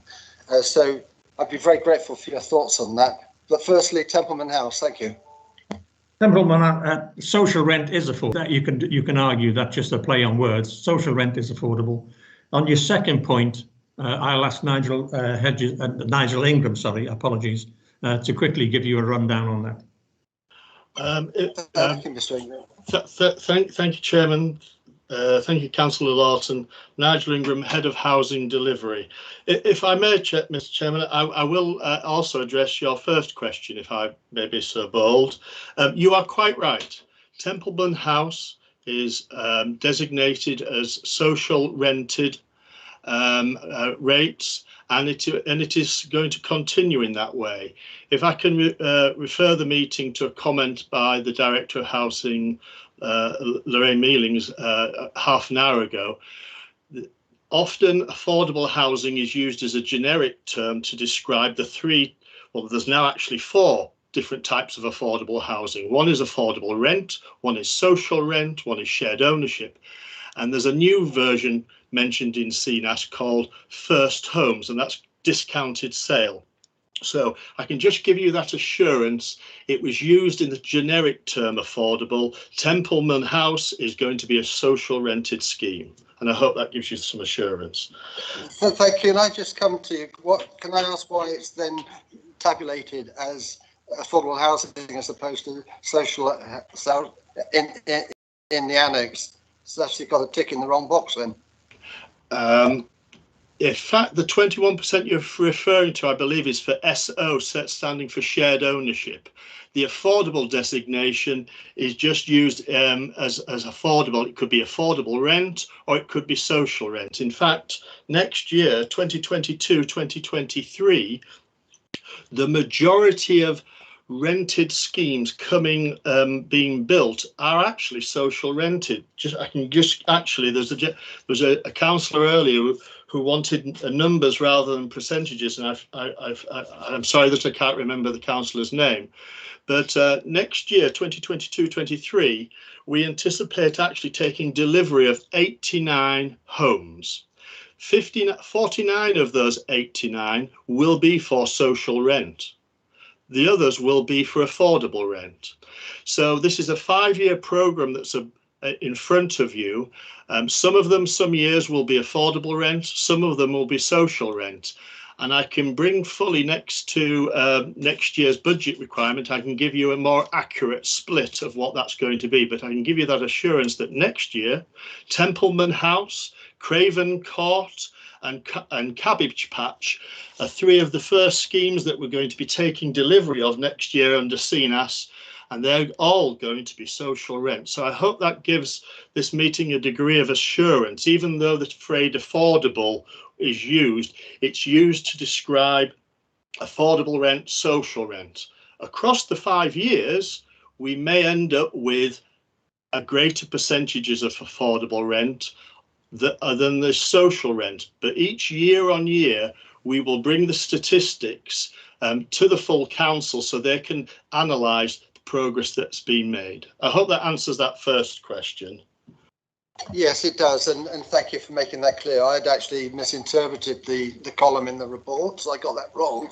But I think one of the things that led me to that was the narrative in the report that talked about affordable rent, and the majority of those developments would be affordable with a lesser percentage of social. So it seemed to indicate that the emphasis would be on overall affordable as opposed to social, and that's why I think I came to that conclusion. But I'm delighted to hear what you said. So I think it's a fair conclusion, Mr. Chairman. But at the moment, we're moving forward. It's a fair balance. But because one of the uniqueness of CNAS and is that it's a 5-year programme that is before the council here, before the Overview and Scrutiny Committee. It's a 5-year, and I think that the fact that it's 5 years, it is going to fluctuate. The council will have in its gift the ability to request changes to that mix that is before you of 35% rented, 20-25% shared ownership, certain levels at PRS. It will be in our gift year on year to look at whether that's still an appropriate mix going forward when that housing needs assessment that we were talking about in the first meeting comes to the fore. This is the beauty of the flexibility that a 5-year programme gives you. So I'll hopefully that answers the question. I'll stop there. Thank you. Yeah, that's great. Councillor Trent. Thank you, Chair. I completely echo your comments just now, and that I think we really should be concentrating on socially rented more than anything else. But I noticed that 36B on page 94, dare I say, I can't read page 115, so I can't make heads or tails of that. The print is just far too small and fuzzy, so actually, working out what's being proposed but where is very difficult. But on B, it sort of breaks down the ideal balance of mixture of tenure types. And I think that if it involves our land, I think, except in exceptional circumstances, we shouldn't be talking about building for open market sale or even market rents. The private sector does that enough already. And, we should be maximising social and affordable rent and maybe using shared ownership to top it up. But, I think there should be a hierarchy: social first, affordable, and sort of part rent, part buy, or whatever, should be sort of below that. But we've got 5,000 people on the waiting list. I'm assuming that that's all families, because the preceding councils removed single people from the list and just concentrated on families or those with a very specific need. And I'm wondering whether there's been any study of that waiting list to find out what people's income levels are and what their needs are, so that we actually know what the people who are waiting at this point in time actually need and where they come from, whether they could be helped, for example, by shared ownership or affordable rents. Some of them might be helped on that, because people don't come in. They need a council house, they can go and look after themselves. You get all sorts of layers of people there, and I just wonder whether we should be studying the waiting list to actually see what proportion of these different types of needs are there, and whether there are those outside the waiting list that aren't being sort of catered for because you've had to cut the waiting list down. So I'm just wondering what work has been done to try to tie what we're looking to provide with what is actually needed. Councillor Lawton. So the answer to Councillor Trent's question is quite a large percentage of the people on the waiting list are single. They're not all couples with children. There's quite a huge percentage are single, as I say. Also, to bear in mind, as we're all aware, the majority of quite a few, if not all, of the people on, probably in the high 90s of the people on that waiting list already have accommodation. What they wish to have is a council accommodation as opposed to private rented accommodation. The demographics of and the study of the waiting list, I'm not aware of any work that I've seen being done on those, whether they have special needs or what type of needs they require. But it's certainly something we can look at. I don't know whether Kerry or Nigel are aware of anything. I'm certainly not aware, or Lorraine are aware of any work being done on the waiting list to answer Councillor Trent's question. Lorraine, I'll bring you in, please. Thank you. Hi, thank you. Just in terms of the housing needs information, we do regularly look at who's on the housing waiting list, and certainly for particular schemes and certain sites, we look at the waiting list data for those expressing a preference to be housed in that immediate area to shape the kind of property sizes that we might be developing on that site. So that is one of the factors that we look at when we're sort of shaping what we might build on a particular site. So one of the many factors. Thank you.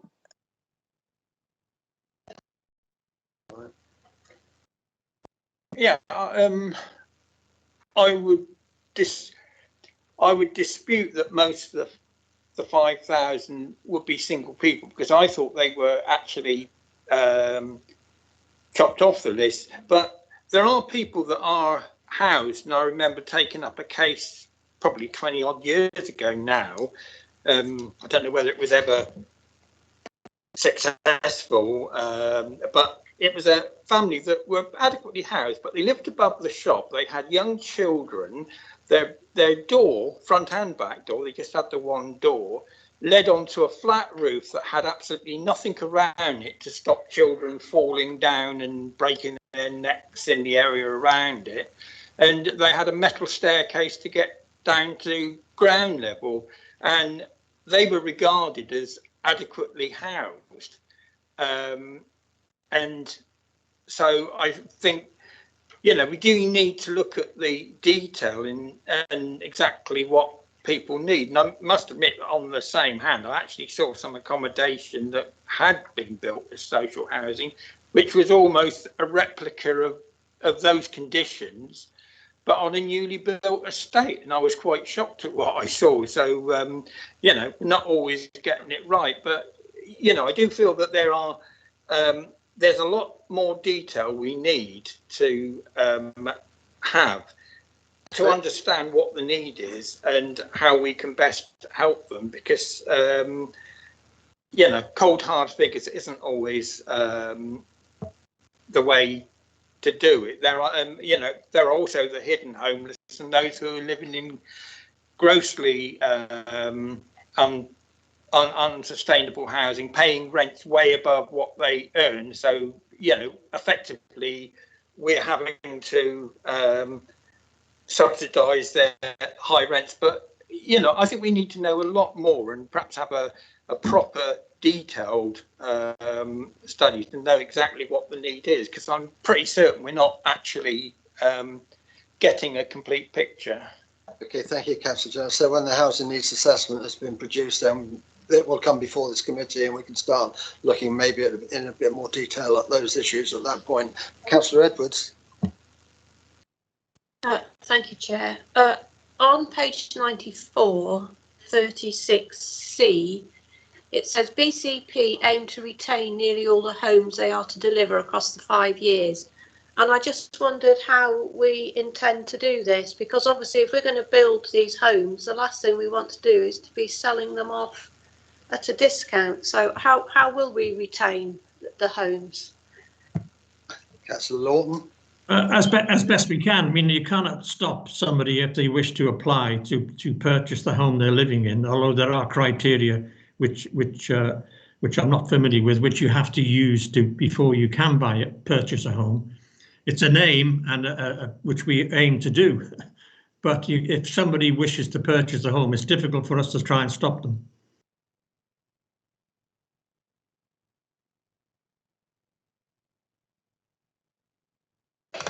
Councillor Rigby, please. Thanks, Chair. Again, there's two things that I want to talk about on this one, Bob. The first one is the space standards.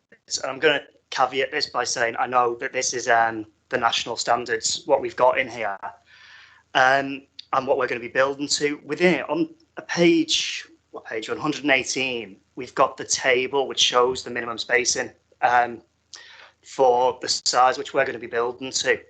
And, you know, these spaces are small, like seriously small, particularly when you think about the way in which people are working has now changed. There's a lot more people working from home. When you've got one bedroom places, which are a minimum standard of 37 square meters, it's the bed sit. And a lot of these as well end up with young couples living in them. And if one or both of them needs to work from home, there's not a lot of space in here. And even where we're getting up to 2-bed and 3-bed spaces, there's not a lot of room for people to live comfortably and sustainably. You know, it's almost battery farms for humans, isn't it? And I see here at the bottom, and I'll give you this, that we've called this BCP bronze standard. What I'd really love to see is what's our silver and gold standard for space, and how many of each type will be getting built. Will the bronze standard be 10-20% of what we're going to build, and then the silver's 50? You know, that'd be absolutely brilliant to see. So if something like that could be put together, I think that would be really, really useful to see where we're going. The second thing is, I'm going to carry, I always do, don't I? I'm going to go on about the sustainable environmental standards as well that we've got here. And this is written really well, but it's written like we're breaking new ground here, and we're not. It's very much what's happening now. I think somewhere in here we're looking at targeting high B and A EPC standards, which is brilliant. It sounds brilliant, but when you consider in 2018 that 80% of houses that were being built were B or A, we're not pushing things a lot further. It'd be great to see in here some sort of commitment to putting on-site generation or renewable energy within the housing and how that will come in. It's not really mentioned anywhere in it. I know further down in the appendix is about the upcoming projects. There is PV on that one, so I do admit that it must be in the thinking somewhere, but it'd be really good to see it in the paper. And the other thing that we've got, the little sentence, no further energy efficiency retro work will be necessary to enable them to become zero carbon as the electricity grid continues to decarbonise. And I don't kind of get what that means, because if these are going to be A or B EPC, then how can they not have work done to become zero carbon?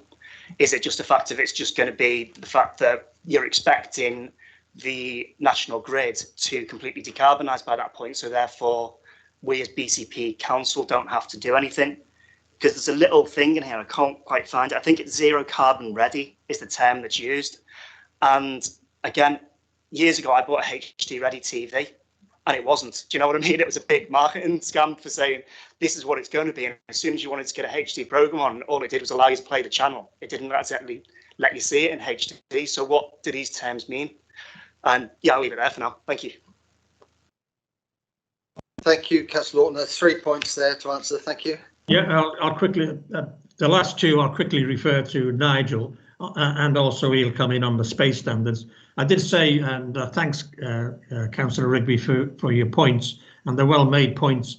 I did say that we have minimum housing standards that set a high bar, which within that is internal space of rooms which are built to the national development standards and higher, and I emphasise and higher if necessary. We are aware, and I am aware, having lived in bedsits years ago, is that it's difficult. We do need good space for people to live in. One of the advantages why people wish to purchase or own a council house is because because as we mentioned earlier on, they have higher standards, higher room standards. But I'll quickly ask Nigel if he could quickly emphasise or enlarge on what I've just said. Thank you, Councillor Lawton, and thank you, Chair. Yes, to the question of it is in the same area that you were looking at, Councillor. If one goes on the actual percentages of bronze, silver and gold, there is a reference, a recommendation to that we should be aiming for about 40% silver standards, and I think 10% gold standards. And the 40% silver standard is based on what we've already talked about, a recommendation to be reviewed. And I'm sure many of you remember the Lifetime Homes standard. And that is what I was thinking of, which allows the future proofing of a house, the flexibility for working space, for changing needs, intergenerational living. Now, what I can't give you, with my hand on my heart, is to say 40% is the correct figure. But this is a 5-year strategy, and a bit like the tenure percentages we just had a discussion on, I want to come back year on year and firm up those percentages and say there's strong evidence to say that it should be 30%. Or 20% or 60%, and we have the flexibility in a 5-year programme to influence planning permissions going forward. Very similarly with the gold standard, and the gold standard, some councillors may remember the Merton rule, and it went back to the end of the 90s, beginning of the noughties, where Merton Council had a rule that 10% of all planning applications should be built to wheelchair standards. A review of that 10 years on determined that the needs assessment, they built all these properties to such greater standards using quite a lot of resource, and only 3% of them were taken up because they hadn't done substantive enough research of the needs. So all I'm doing here is acknowledging the councillor's point that of giving up arbitrary 40% and 10%, but bringing that back year on year to firm up when I've got better evidence to substantiate the spending of our resources in a particular area. So hopefully that gives some assurance there. On the sustainability, yes, I accept the point about lots of new homes are being built to B standard. but those were council homes built to the B standards.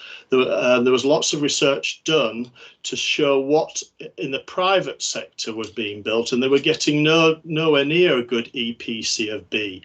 Getting a high B, like I'm suggesting in the paper, I think it's 86, is quite a difficult thing to do in apartments. It's really easier in houses. So I'm just trying to set a very high, low bar, if you pardon the phrase, of 86, and to try and do better across all our stock. But I accept the point, it doesn't appear to be high, but achieving it in reality is quite a challenge in the housing industry. And the other point, if I can remember, is we're around building in some communal heating system. Well, interestingly enough, Princess Road is having to take that very approach, where we're not having individual gas boilers, and we're going to be having more of a communal approach to heating and providing hot water for our homes. And again, year on year, I'll be bringing to councillors how innovation is catching up and us being able to do that in a robust and a safe way. And I hope that addresses the councillors' questions, but I'm more than happy to try again if I've got it wrong. Thank you. Yeah, that's right. Okay, thank you. Right, Councillor Slade, and this is the last question I'll take on this debate, but thank you. I promise to be brief. Very briefly, I'm struggling to understand why, as a council, we're investing in a sales and marketing manager for these houses. It doesn't feel like something the council should really be doing. Discuss. The other issues I've got are around the both the decision impact assessment report and the equalities impact assessment for this paper mark it as amber. And I'm struggling to understand why, if the homes are so good in terms of their sustainability, why we've even got the climate element of this as amber. I realise there's lots of different ways of interpreting amber, but it says that there are minor, amber, minor negative impacts identified, which suggests that it's more negative than positive. The same with communities and culture, the same with economy, the same with health and well-being. It strikes me as very odd that we would proceed with a policy which was overall more minor than major. And the same being true with regard to the equalities impact assessment. It talks about the demographic changes and that there were, question marks. I understand that you can't foresee the future, but I do worry about a policy that from its inception is already got question marks about it, and why a bit more work wasn't done to try and push that to be more positive. And the final thing I just want to say is around the design guidance around space. I realise the national design guidance. I know we're in a really movable thing, and I know that this has taken a long time to come together. But there's very little, accepting the point about Princess Road, because that's got a roof garden. There's very little about a need for outside space, and COVID has told us that people don't want flats that don't have any access to outside space, and the space standards make no mention of even a desire to try and make sure that everyone has access to some outside space, unless I've missed it. And it would just be really great if an amendment could be added by you as portfolio holder to recognise that actually, post-COVID, we do need to actually look more at outside space for people. Having lived in flats with no outside space, they can be pretty miserable places to be. Councillor Lawton?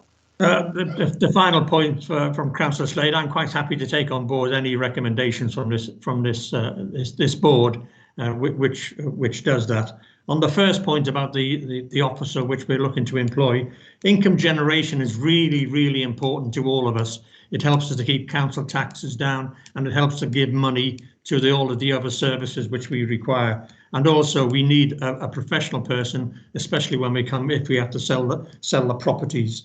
On the other issues, on some of the more technical issues, I'll refer, if you don't mind, Chairman, to Nigel Ingram. Thank you, Mr. Ingram. May I ask? Thank you, Chair. May I ask the councillor which elements she would like me to address that are outstanding still, so I can be more precise? It's the amber rating in terms of decision assessments. Yes. If I may, the overall rating is still a very low 3, and the feedback that I got from the team when I ran through the whole DIA was that because there were certain areas we weren't able to be definitive about, that was the best rating that we could get at that stage. Where we could be more precise, and I refer the councillor to the answer I gave previously on sustainability standards, etc. That's what warranted getting a green score. But I take totally on board the point being made, whereas we couldn't have done any better, like get an amber because of the detail. I am confident that when we get into more detail, those queries, those amber ratings will turn into to green. It was the fact that we couldn't do any better because we just hadn't fleshed out those particular areas at this stage. And on the DIA, on the equality impact assessment, it was the other way around. I can be quite direct with this meeting. I wasn't necessarily chastised, but I took too much information and was told it was too early days to start getting into the types of information I was presenting, and they wished to proceed on a project by project basis. So they were quite happy for us to proceed, but they couldn't give me again any more assurance than they did at the time, because they wanted to go back to them on a project by project basis. But they were very pleased to see the diversity of offer that we were putting forward, the different house types, because there's often been a criticism of lots of apartments, and at the moment it's about 55% apartments and actually 45% houses and bungalows. So we've got a great cross section of house types, and the fact there was different income needs being satisfied, but they weren't able to give me any further, a better score than amber, I'm afraid. Thank you very much, Mr. Ingram. Okay, we'll bring that one to a close now. Can I just, Councillor Bartlett, can I just make one point, if you don't mind, just before you quickly move on? It's Councillor Rigby asked a question earlier on about carbonisation. I'd just like to say that we've got an excellent scheme which is just about to be near completion at Luckham Road, which is built and being built to passive house standards and passive house use.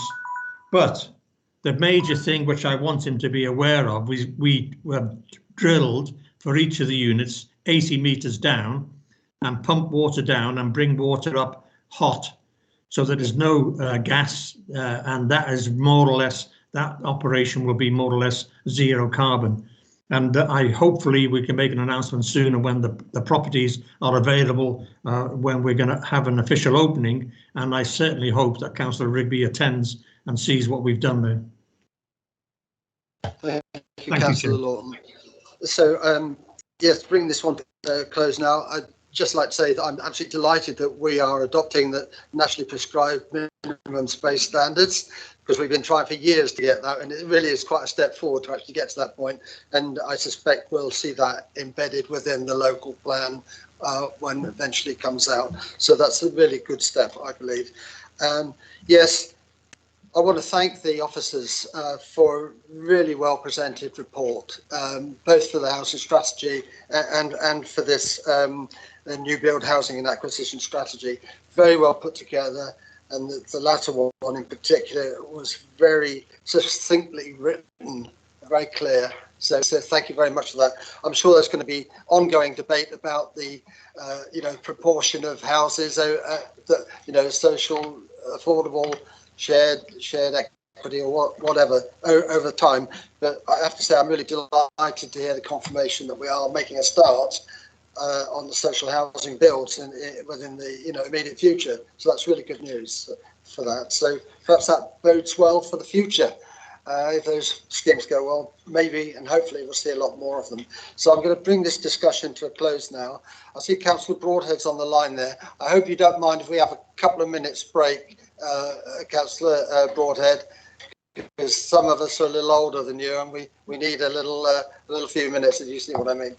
So I'm going to call them into an adjournment and we'll call back at 4:05.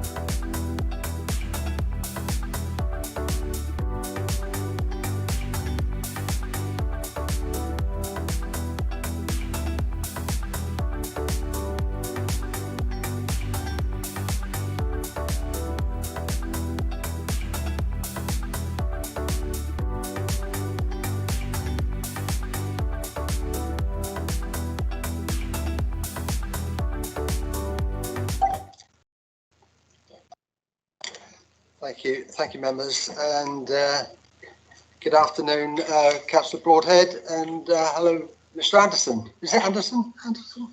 Yes, that's correct. Thank you. Yep. Yeah, right, Dave, yeah, thank you. That's correct. Okay, so we've got agenda item 7 now, scrutiny of regeneration-related cabinet reports. I'm sure we'll get an interesting debate on this, and there are three reports to look at, which we'll take sequentially, and the new approach to regeneration. And I would ask Councillor Broadhead to introduce the paper to us. Thank you. Thank you very much, Chairman. I will try and be brief because I know we've got to try and get these 3 papers through in the next hour, and I do need to go just after 5 because I've got the kids to pick up from after school club. So I will uncharacteristically try not to talk too long. Look, I'm perhaps one that is known for my subtlety, I'm sure, but actually, this is actually a really positive and interesting paper. This is the first paper that we're talking about, accelerating regeneration and investment in the BCP area, is all about our new approach to doing regeneration and doing it differently. And there's a number of different points that we bring out in this paper, which I'm sure you've all read. First and foremost is the update on the urban regeneration company that we have created within, separate to the authority, but by the authority. And it spells out in the paper under on page 139 a little bit about how we're trying to do something different here. We identified a need very early on that we needed to think differently in order to unleash the aspiration that we had for the council-owned sites, of which there are around 11 in the regen side that we're talking about, which is different to what we've just spent the last few hours talking about, which is the council's delivery of its housing sites. This is fundamentally about regeneration. As we all know, well rehearsed, we've got between £2 and £3 billion of GDV, depending on how you calculate it within these sites. Doing things the old-fashioned way, clearly not the best way to accelerate that delivery. So first and foremost was to make sure that we've got an experienced team in place to be able to actually deliver regeneration on the ground. But a bit deeper than that, and what's brought out in paragraphs 22 to 25, is the fact that regeneration is not just a standalone activity. We have to bring in, not just a number of different areas of council, planning, housing, transport, economic development, but this is all about placemaking as well. And we're now using the urban regeneration company that we've got, which is headed by Gail Mayhew, who is one of the commissioners of the Building Better, Building Beautiful Commission from the government. To think a little bit differently about regeneration as a whole, a little bit more about patient capital, about placemaking, looking at things like design codes, which are becoming very influential in government circles, and putting sustainability in the heart of our regeneration as well. Not just because we can and should be doing that, but actually it's pretty key to actually getting not just the place right, but actually unlocking the true value of regeneration. And it's that much more program approach, much more place-based approach that we're utilising the URC for, not just for the schemes that they're actually delivering for us, but also to be a little bit of our strategic brains across the council for all things regeneration. So the report talks a little bit about that, some of the extra resource that we're putting into this. We're talking about another £3 million of additional resources into the regen budget next year, around 1.3 the following year. Sound like big numbers, but when you're talking about 2-3 billion of regeneration, that's what 0.1, 0.2% of the GDV. A lot of these are upfront costs that you need to progress these schemes, and there is a very high chance that some of that may be able to be capitalised afterwards, depending on the business plans that we bring to fruition. So that's one of the things that we've landed in the paper. The second part, and Dave Anderson as our Director of Delivery has been pretty core on this, is the creation of a commissioning plan and a whole delivery team to actually make sure that all of the things that we're doing regeneration are absolutely all linked together.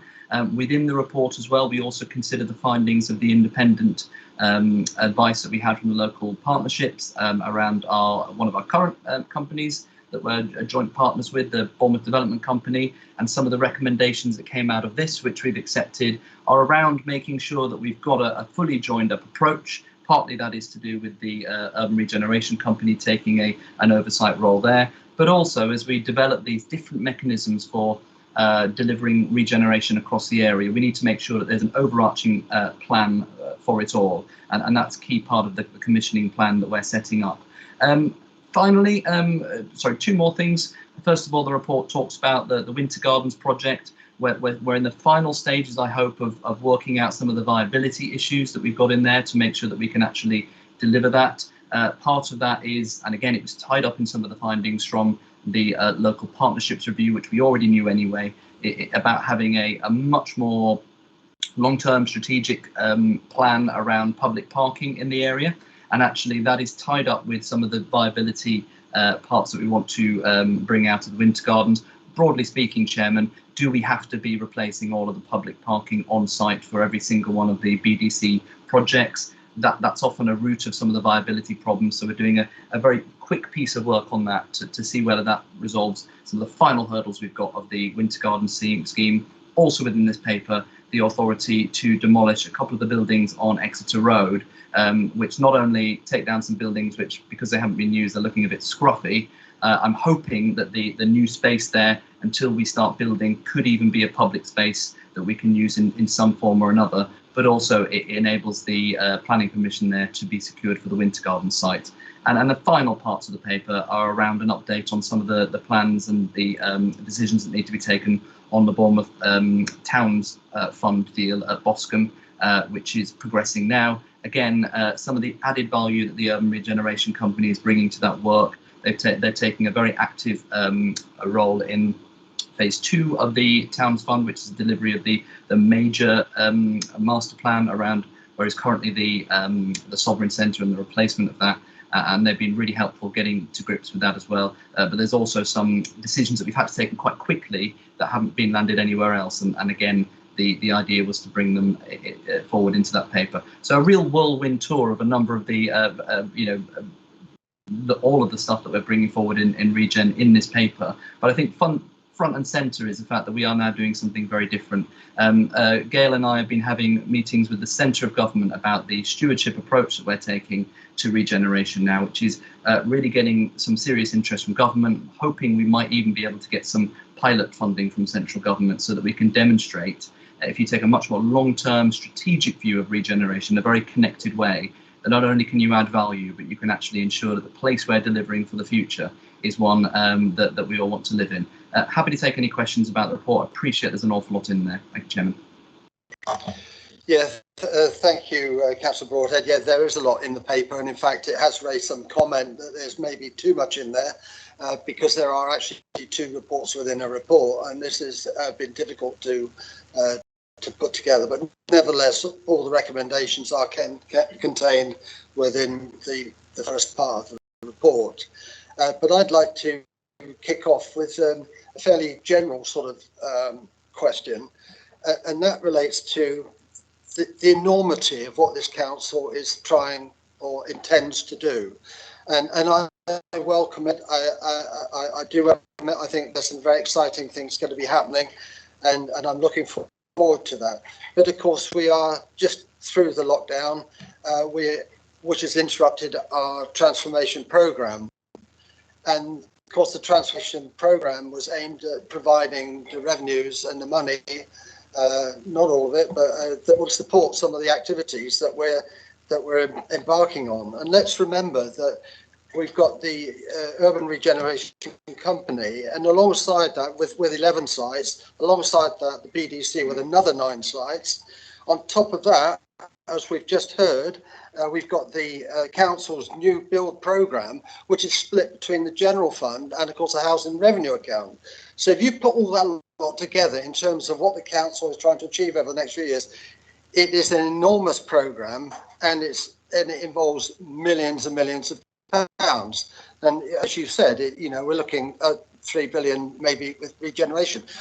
My real concern at the moment is, what is the implications of not achieving our transformation savings on these ambitions that we currently now have? And are we maybe going a little bit too quick before we understand what's happening with transformation and the effect it's got on our revenue streams? Some of the costs that we're looking for additional is in the current year. And we know that our savings aims for regeneration effectively were halved from 15 million to 7 million for this current financial year, primarily because of the lockdown, etc. Just a very general question. Are these concerns shared? And maybe if Mr. Richards is still on the line, it would be helpful if he might be able to just say a few words about that. Thank you, Chair. I'll go first, and then by all means we can bring in Mr. Richards after. It's a very valid point to make. We have a huge agenda. I won't apologise for the ambition that we've got.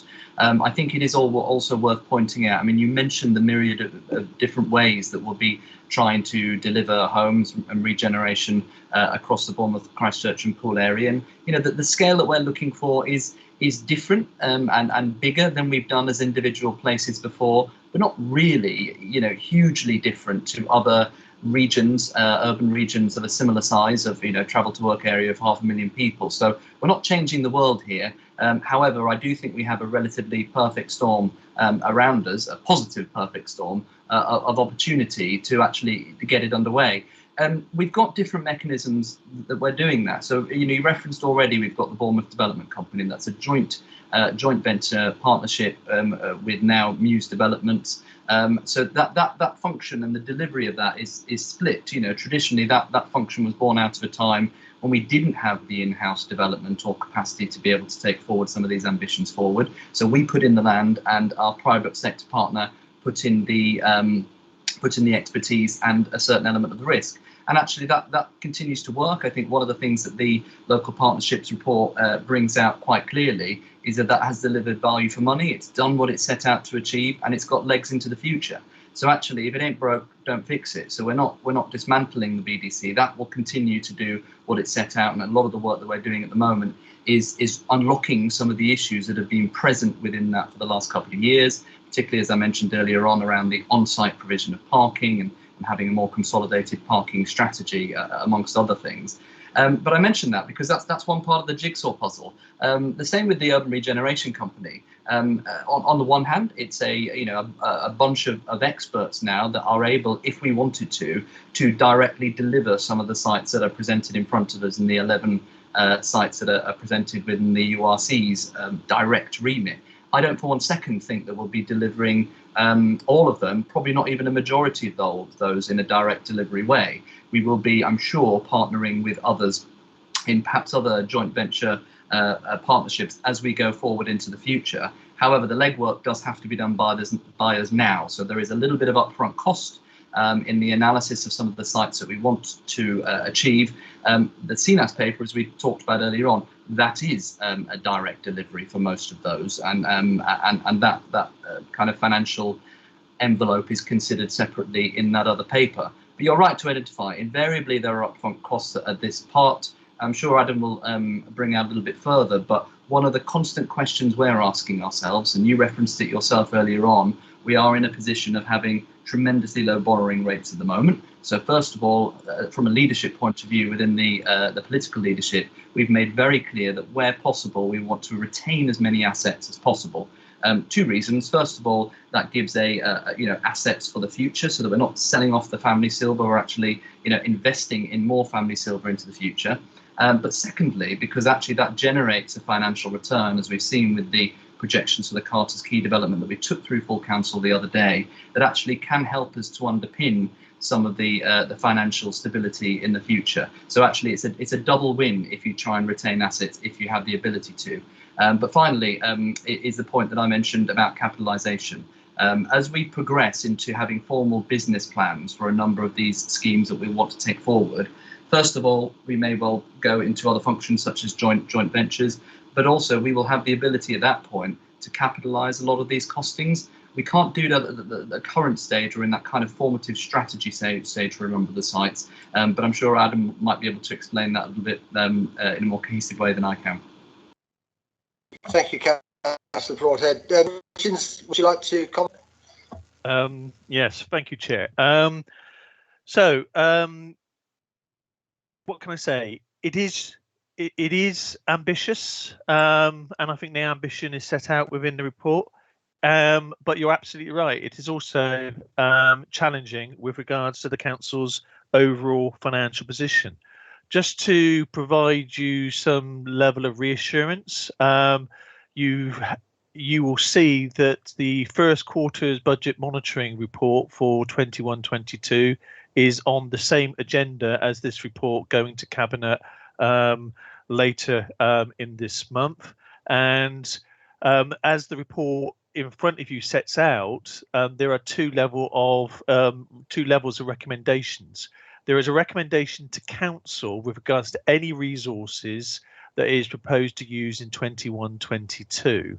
And my understanding that will go to Council in early November, which by the time you get there, you will have had the October MTFP update report, which is based on the fundamental refresh that occurred at the end of August and has been extended to a 5-year period. So you will be able to make a judgment call with regards to the application of those resources based on, if you like, a transparent of understanding of both the current year's position and the future year's position of the council. Picking up the point that Councillor Broadhead highlighted with regards to capitalisation, the report as set out is based on, if you like, our current principles that we are intending to follow in line with regulations around what costs can and can't be capitalised.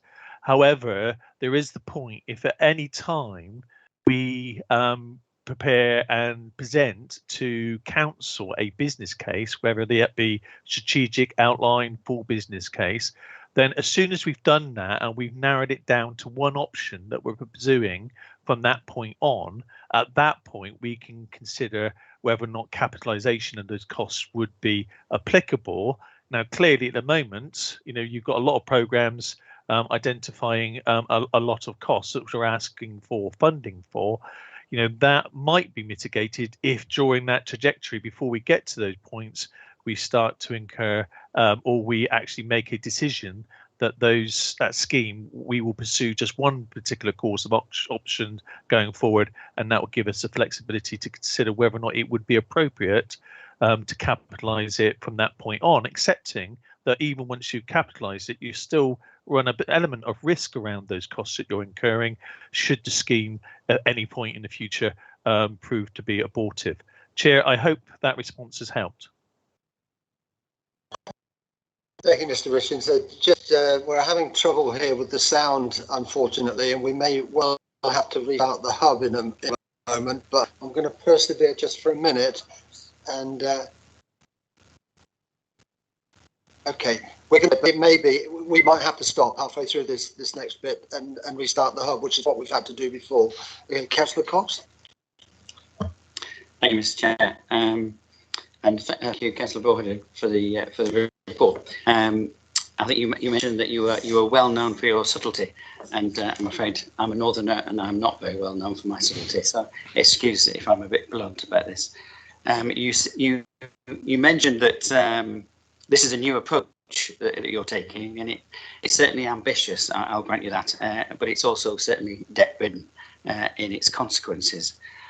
This is effectively a 150% jump in a budgeted spend within 6 months of setting that budget. You mentioned that these were small numbers, to quote your own phrase. That's not exactly what you said when I tried to raise a third of that in the adult social precept a few months ago. If you care to look at the Q1 budget report that's going to Cabinet, Adam Rich referred to it, there's a £12.6 million projected overspend for the year, and that is only being covered by effectively contingencies being drained. The transformation savings, which has already been alluded to by the chair, which has already been halved, we seem to be struggling to actually even meet that halved target. So what I want to really point out to is paragraph 40 in your own report. In fact, I'd like to read it. And it says, in considering investing in regeneration programs set out in this report, members should need to reflect on the responsibility to both current and future taxpayers and its fiduciary duty to be prudent in the administration of its funds. In that regard, members should consider the financial sustainability of the council the context of the funding gaps in the MTFP, and that any drawdown from the Council's financial resilience reserves will reduce the Council's flexibility in managing future deficits. Also, borne in mind, MTFP are subject to a number of risks, including the ambitious 42.4 million in annual additional transformation savings in the period up to 24. If ever a paragraph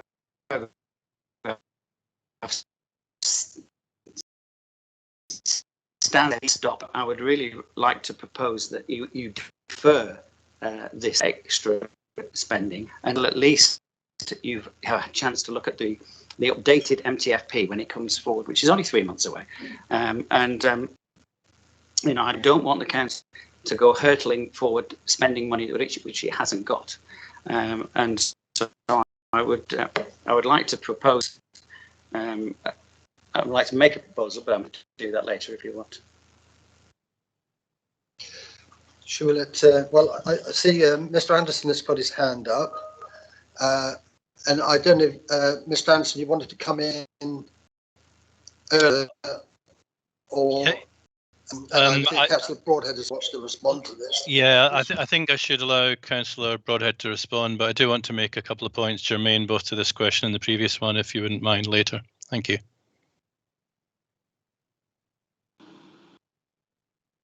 Thank you, Chairman. Shall I come in? Can you just hold on just for a minute? We're just checking on a technical problem here.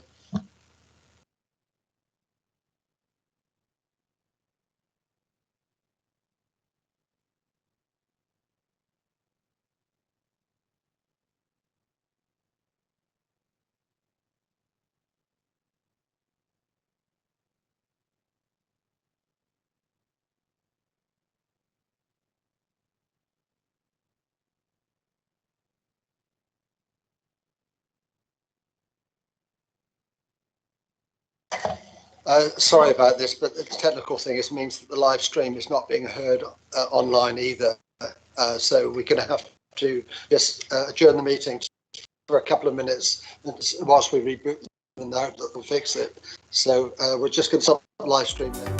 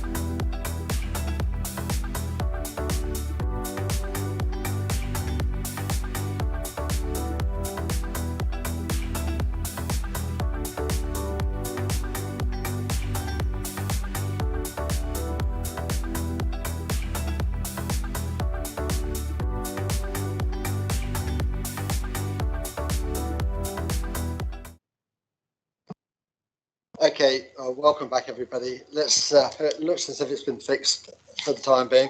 So, who did I cut off in their pride? Mr. Anderson. I think I deferred to Councillor Broadhead, so it was Phil who was going to talk first, and I'll come in later. Okay, Councillor Broadhead. Yes, thank you, Chairman. I'll just respond to a few of the points that Councillor Brooks brought out. I mean, firstly, a minor correction. I believe what I'd said was that I appreciate these aren't small numbers. They are not small numbers individually, but actually when you look at them against the context of what we are trying to achieve across the area, they then become small in context. And it's not a flippant comment, but I do think it's really important to point out. Councillor Brooks references paragraph 40. Paragraph 40 looks awfully familiar, and it's familiar because it's a paragraph that is often put in these documents just to underline that everything that we do has to be taken in context. And, you know, to bring out Adam Richard's point earlier on, that's precisely why we consider these bigger financial decisions in the round. And, you know, references made to the budget that will be coming up next year, where we'll be bringing forward the bigger plans of which this will form a context. I think it's also worth bringing out paragraph, if we're talking about paragraphs, paragraph 35, that talks about the individual needs for why we're trying to bring forward this extra investment.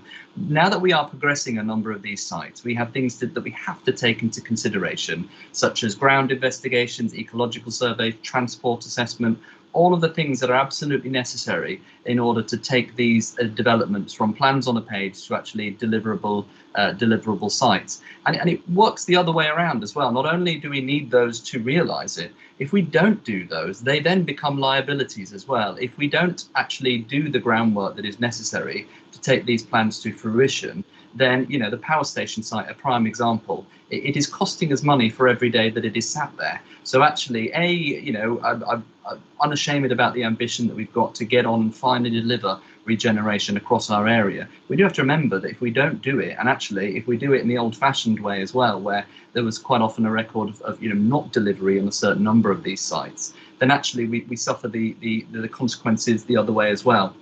So, you know, by all means, I appreciate that Councillor Brooks may want to bring an amendment forward, which I imagine will be let's cancel regeneration, or sorry, defer regeneration, which, let's be honest, are the same thing. But I think we really should be getting on with things rather than cancelling them. And B, there are consequences to cancellation as well. I don't know whether Dave Anderson has any more to add. Before you come in, Mr. Anderson, Councillor Broadhead, I think you need to go to Specsavers because Councillor Cox is one that's been, and you've referred to him as Councillor Brooks 3 times. I'm so sorry. I haven't joined the talking party. Screen about that big, and I apologise to Councillor Brooks. Thank you. Mr. Anderson? Yeah, thank you. I just want to make, I mean, the first is the gap between the scale of opportunity here and the council's existing resources is a substantial one. You know, we're talking about a figure in the strategic housing market assessment of 42,671 homes being required. So there is no doubt, you know, that in terms of growth forecasts, there is a desire for more people to live in the BCP area, and that should give us some cause for optimism that there is demand at the end of the investment that's being made here. The second point about risk, I mean, clearly if we were to develop on those sites 3,500 homes in one go, there would be issues around market absorption. The market couldn't take that all up. But, you know, unless we start to carry out the feasibility studies, the master planning work, the concept scheme designs, we won't be able to, you know, determine whether, you know, Poole Civic Centre is more appropriate as a residential development or a hotel development and how best to take it to market. So that investment in studies up front is a necessary precursor to realising the opportunity, whether as a long-term revenue producing asset or indeed, you know, a capital receipt for sales. So I don't think the do nothing option takes us further forward. If one looks at the demolition of the properties in Exeter Road, we're incurring business rates liabilities. At the moment, there's some rough sleeping issues there. They draw down and drag down, you know, the perceptions of Bournemouth as a place. And there are some things that, you know, do need to be invested. And I think, you know, while the in the current budget context, the figures are significant. You know, I come from places in Scotland where in the 1990s we were spending 5 times this amount for comparable geographic areas in, you know, way back when. So, you know, 5 million over the next 3 years relative to gross development value of 2 billion is, in the overall scheme of things, modest. And I'm not for 1 minute, you know, kind of trying to play down some of the challenges the council's facing from a financial viewpoint. Thank you, Mr. Anderson. But I'm going to come back to the point, and I'll come back to you, Councillor Cox, is that I don't think anyone's questioning the need. It's a question of the timing and the fact that we're going through the transformation programme, and we've actually got an issue in terms of the MTFP at the moment. And so maybe it's Mr. Richins that should really be answering this question.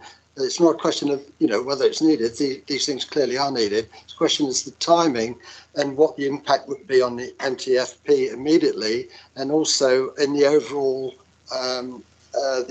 revenue spending position as well. I guess that would be another issue. And before you answer that, Adam, could I just ask Councillor Cox to come in? Thank you. Nobody for a minute is suggesting doing nothing. What I'm suggesting is deferring the extra expenditure that you're now asking for. You've already got virtually £2 million there, so nobody's suggesting that everything gets stopped. As for the power station, surely that was already in the budget when you set the budget 6 months ago. So, you know, we're not suggesting you stop regeneration. What we're suggesting for you is you just calm it down until we've actually had a chance or that you've had a chance to have a look at the MTFP when it comes out in 3 months' time, and then move forward. If it's much better than it is at the moment, and it's not looking good at the moment, if it's much better, then fine, go ahead. But at the moment, just, you know, what I'm suggesting is a deferral of that additional expenditure of £3 million. Mr. Richards, could I ask you to come in on that? Can I just probably just draw your attention to the recommendations and my previous comment, really, in the sense that recommendation C asks council to approve £3.404 million of additional resources to support regeneration in 21-22. Any resources that are not in this financial year in 22-23, which is 3.470 extra resources being requested, and the extra amount being requested annually thereafter of £1.33 million, will form part of the budget proposals going to council in February 2022. So that's all for another day with regards to making firm decisions around those sums of money. You know, in essence, it's that £3.404 million that council will be asked to, in November, agree is drawn down from the financial resilience reserves. Now, currently they stand at about £20.8 million, and therefore by allocating that resources, you are reducing your flexibility to manage the medium-term financial plan, manage the council's finances in line with the intent that those reserves were set aside as part of that process. However, you know, in doing that, my advice to you is you need to consider both the in-year monitoring report, which you've got and is going to Cabinet in September, and more significantly, the medium-term financial plan update report, which is going to Cabinet in October. Because council do not decide on this matter till November, then you'll have both pieces of information in front of you when you come to formally be asked to make that decision. Thank you. Councillor Cox, did you want to? No, I just think it's prudent at the moment that this actually gets deferred and that we don't make a decision to spend the money. Otherwise, if you make a decision to spend the money, it will get spent before you know it. And then by the time we actually get to November, it'll be too late. Okay. Councillor Howell, please. Thank you. I've got a couple of questions. The first is, I wonder if the portfolio holder could explain the actual structure, how the structure will work between the URC and the council in terms of officer roles, essentially. Clearly, the URC is being set up to advise on and develop proposals in relation to particular sites. But there is the council will actually have to deliver on those. There is also master planning, and I'm unsure as to whether the URC will be entirely given the responsibility to develop master plans of particular areas, or whether it will just be looking at particular sites, and whether the master planning will be managed within the in-house function. So yeah, it's a question of how the money that is being spent is going to be divided between the URC and the in-house function, and how those two functions will work together to deliver projects. And perhaps a good example that might be talked around to explain this would be Town Centre North in Poole, because the council owns particular parts of that site, but there's a much broader engagement needed, and particularly in relation to how the transport links work, and the wishes and objectives of the transport providers in terms of delivering a holistic solution to that area. Thank you. That's the Broadhead. Yes, Hal, for your question. It's a really good one.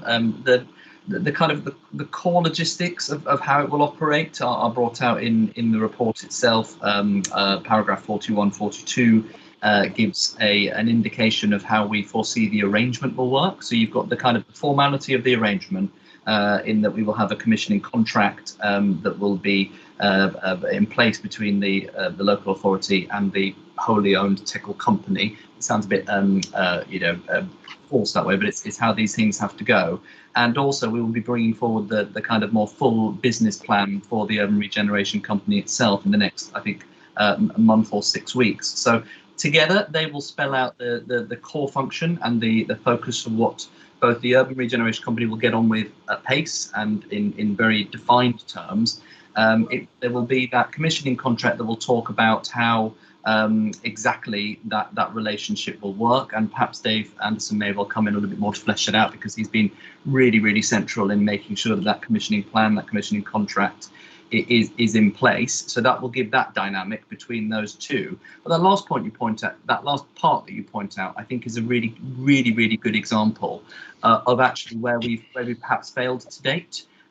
Because there are so many moving parts in regeneration. You pointed out, I mean, Poole is just a really good example in general for where we can quite often trip over ourselves between that real tension between ambition and delivery, because there are so many moving parts, and we need real expertise to be able to pull all of that together.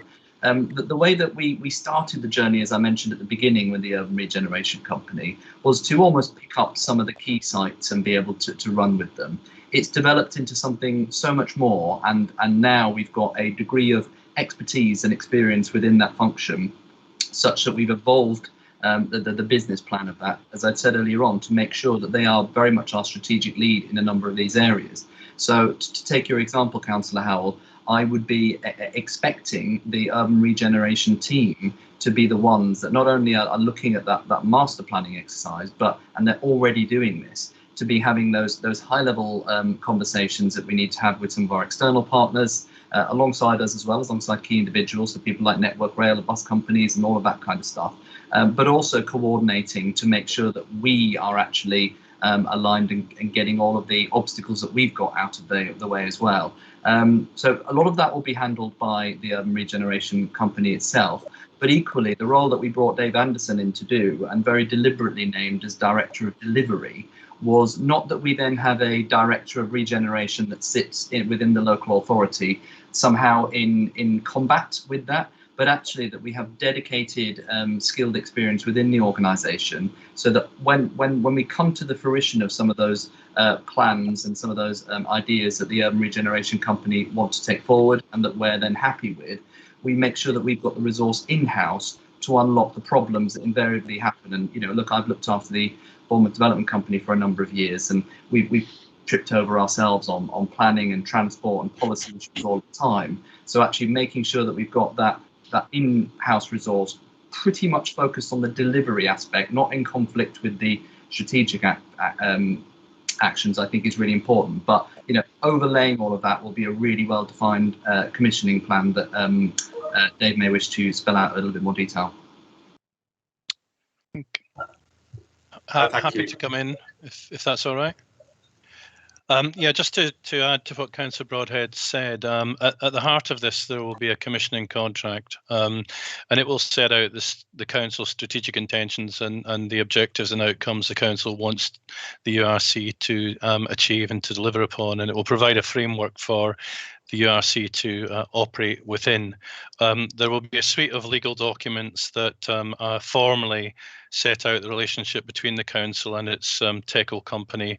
They will include, the Article and Memorandum of Association, the Shareholders Agreement, a Resource Agreement, the Commissioning Contract, and the business plan itself will be subject to a number of service schedules that specify the deliverables on a site-by-site basis. So, if you like, the URC business plan and the Council's commissioning plan will be mirror documents, sister documents, mirror images of each other, in which the Council is saying, here's our specification. The new director will fulfil the role of intelligent client, able to recognise key criteria around value for money and other success criteria. And there will be a regular reporting in between the URC's managing director and the service director, and a reporting in through a committee and cabinets on performance. So it's a relatively innovative model in terms of its application to regeneration commissioning models. Clearly operate fairly straightforwardly in areas like health and social care, but this is somewhat different. It is about ensuring that governance is sound, that when projects are developed and appraised, they go through the appropriate gateway stages, they are suitably risk assessed, that we'll have a programme management office function to ensure that the through flow of resources is being well managed. And it's a dual role in the sense that on the one hand, it's an enabling function.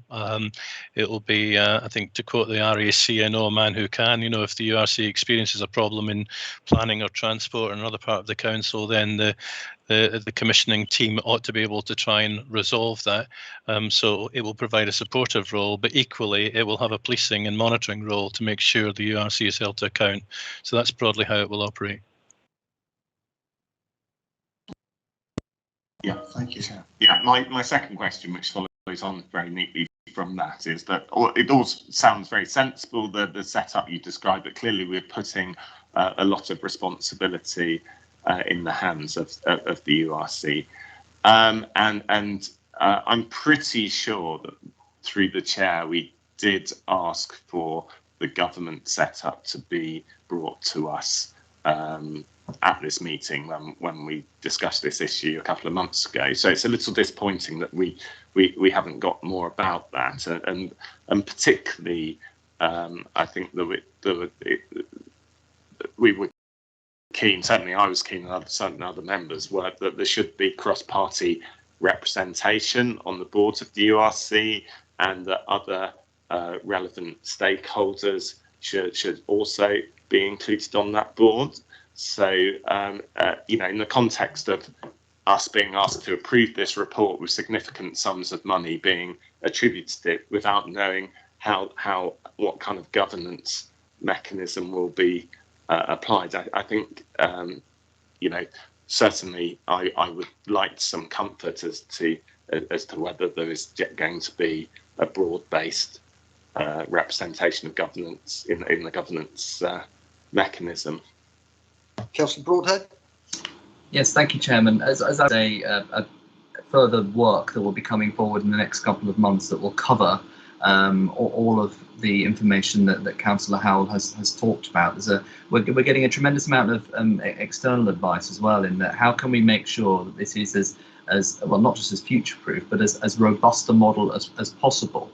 So the different layers of governance that we will needed. So we're talking about having a team of external non-executive directors that will be on the board of the Urban Regeneration Company, probably an advisory board in addition to that. So that there's a whole host of layers that you would expect for essentially a company of this size that will be coming forward. And the problem is it forms part of the business plan, so I can't bring that forward until that business plan comes forward. I think, if I recollect, that is in the forward plan either for the next month or the month after. So it is coming soon.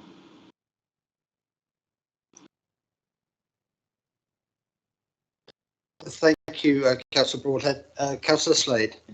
Thank you. Yeah, I believe one of the questions I was going to have was the business plan has to be approved by the end of October, and there is a cabinet meeting on the 27th of October, which is 5 weeks away from now. My first question was, is that if the cabinet meeting is 5 weeks from now, that assumes that business plan is pretty much ready, because it will have had to go to CMB probably next week. It does feel like it's a very, very tight timeline. I don't want to talk too much about the URC, because I share Councillor Cox's concerns. There was already £1.75 million put in this year to boost regeneration. Another 3.4 million in year seems crazy that okay, you spent more than you wanted to, and the URC is costing a lot more, but we're about to go through a budget process. To me, it feels like if you want to go and spend £3.4 million, that should be coming into the budget and not trying to be put into this year. So I'm very, very uncomfortable with that. I want to focus on the issues around, I'm finding this paper very hard, because I don't feel comfortable with the mixture of paragraphs about the Boscombe Towns Fund, then the BDC, then the URC, then it comes back round again. They're different functions, and what I can't see in here is any detailed schedule of what that £3.4 million is for. I think it's for the URC, because one of the paragraphs specifies that it's for the URC. And if that's the case, there are a hell of a lot of recommendations in the BDC element of the paper. You see, I'm having to jump around now, which are expensive. So apparently the recommendations for BDC is that there needs to be non-exec director on that board, which is the council. It sits under the council's column. So what are the costs of the NED and the independent chair? BDC schemes are already constantly challenging the viability, and we're constantly as a council being expected to fund more. So how are we going to fund that? The report also suggests or says it's critical that the council sets up a PMO function for BDC, and it says that has to be approved by the 31st of October. Again, that's 5 weeks away. There's no indication in the paper of what those costs might be. It says there has to be an executive director, which is related to BDC. It says that person's going to be selected by the 30th of September, which is next Thursday. That's where are the costs for that? The BDC paper on its own deserves an item to talk about just what's wrong with the governance of BDC. The other bit in the BDC proposal was about the multi-storey car park proposal, that a piece of work is going to be done there, but under the new parking standards that it might not even be necessary. So I'm really worried, Phil, that this paper is trying to deal with everything and pushing it through very, very quickly mid-year, when there are 3 specific areas which all deserve decent scrutiny, decent understanding, decent discussion and debate, and I don't think we're able to have that. So personally, I think the only way forward is to defer the ask to spend even more money, particularly if that money doesn't include all the spend on BDC, some of which those items are marked as critical. So can you confirm if they are included, or if that's more money we're probably going to be asked for again next month? Councillor Broadhead. Adam, do you want to come in on that specific point, and then I'll mop up the others? If I just come in on maybe answering Councillor Slade's questions with regards to what the makeup of the £3.404 million, which is the amount that is being requested of council to allocate from the financial resilience reserves in 21-22. On page 141, table 2, you have a set of numbers within a table that tries to highlight that the basic breakup of that amount of money is £1.375 million extra over the original amount allocated as part of the 21-22 budget towards the URC and client team costs in 21-22. On top of that, there is a request for £1.649 million for development enabling costs, less the element that can be capitalised in the first instance. That comes, as the table identifies, to £3.024 million. On top of that, there is £380,000 that is referred to elsewhere in the report towards Seafront project and Pool Quay, bringing you to a total of 3.404, which is the amount council has been requested to allocate from that financial resilience reserve, as I set out. Can I just come back on that, Adam, just for clarity? So some of that's capital and some of that's revenue, but none of it relates to BDC? No, to be clear, all of that is a revenue request, a request for revenue resources to support those costs as outlined, or as I've just outlined. That's all revenue in the first instance. There may be a point in time, a future stage in the process where we may be able to reconsider some of the £1.649 million development costs and say that some of that could potentially be capitalised. But that's a lot of ifs, buts and maybes. We'll need the detail, we'll need the business case to be able to make that assessment. In the first instance, my advice to you is to treat it all as revenue expenditure. But does any of that include all of those costs that I've listed that BDC needs in its change of governance? Because I can't see it. Can I come in this, please? Yeah. Yes, please. Just briefly, what we have done, and it is a compendium report, and I'm conscious it has made it more complex. But what we've done in relation to BDC is to report back on the findings of the local partnerships review of BDC and to identify those areas where they recommend improvements, some of which they say are critical, others which they say are recommended. Now, we are in a partnership with a joint venture partner in Muse Developments in BDC, and the implementation of that action plan and the getting the governance arrangements right for BDC will be an integral part of this process of moving towards a commissioning client-side model for the council. I think we had a discussion with them last week about the specific recommendation of an independent chair. I think their view as joint venture partner is that isn't necessarily, a guarantee of third-party scrutiny, and we may well be able to be in a position to share that role on a rotating basis. So I think we say in the report we'll come back, I think, in February with proposals flowing out of the BDC action plan. All we're doing for transparency's purposes is saying these are the recommendations that have been made by local partnerships. We'll review them, we'll implement them, and we'll come back to council as we do. So for clarity, any of the recommendations made in that report that require any spending would be on top of what's being asked for now. None of those are being proposed as part of the 3.4 million. That's what I'm trying to get at. Yeah, you're correct, Councillor Slade.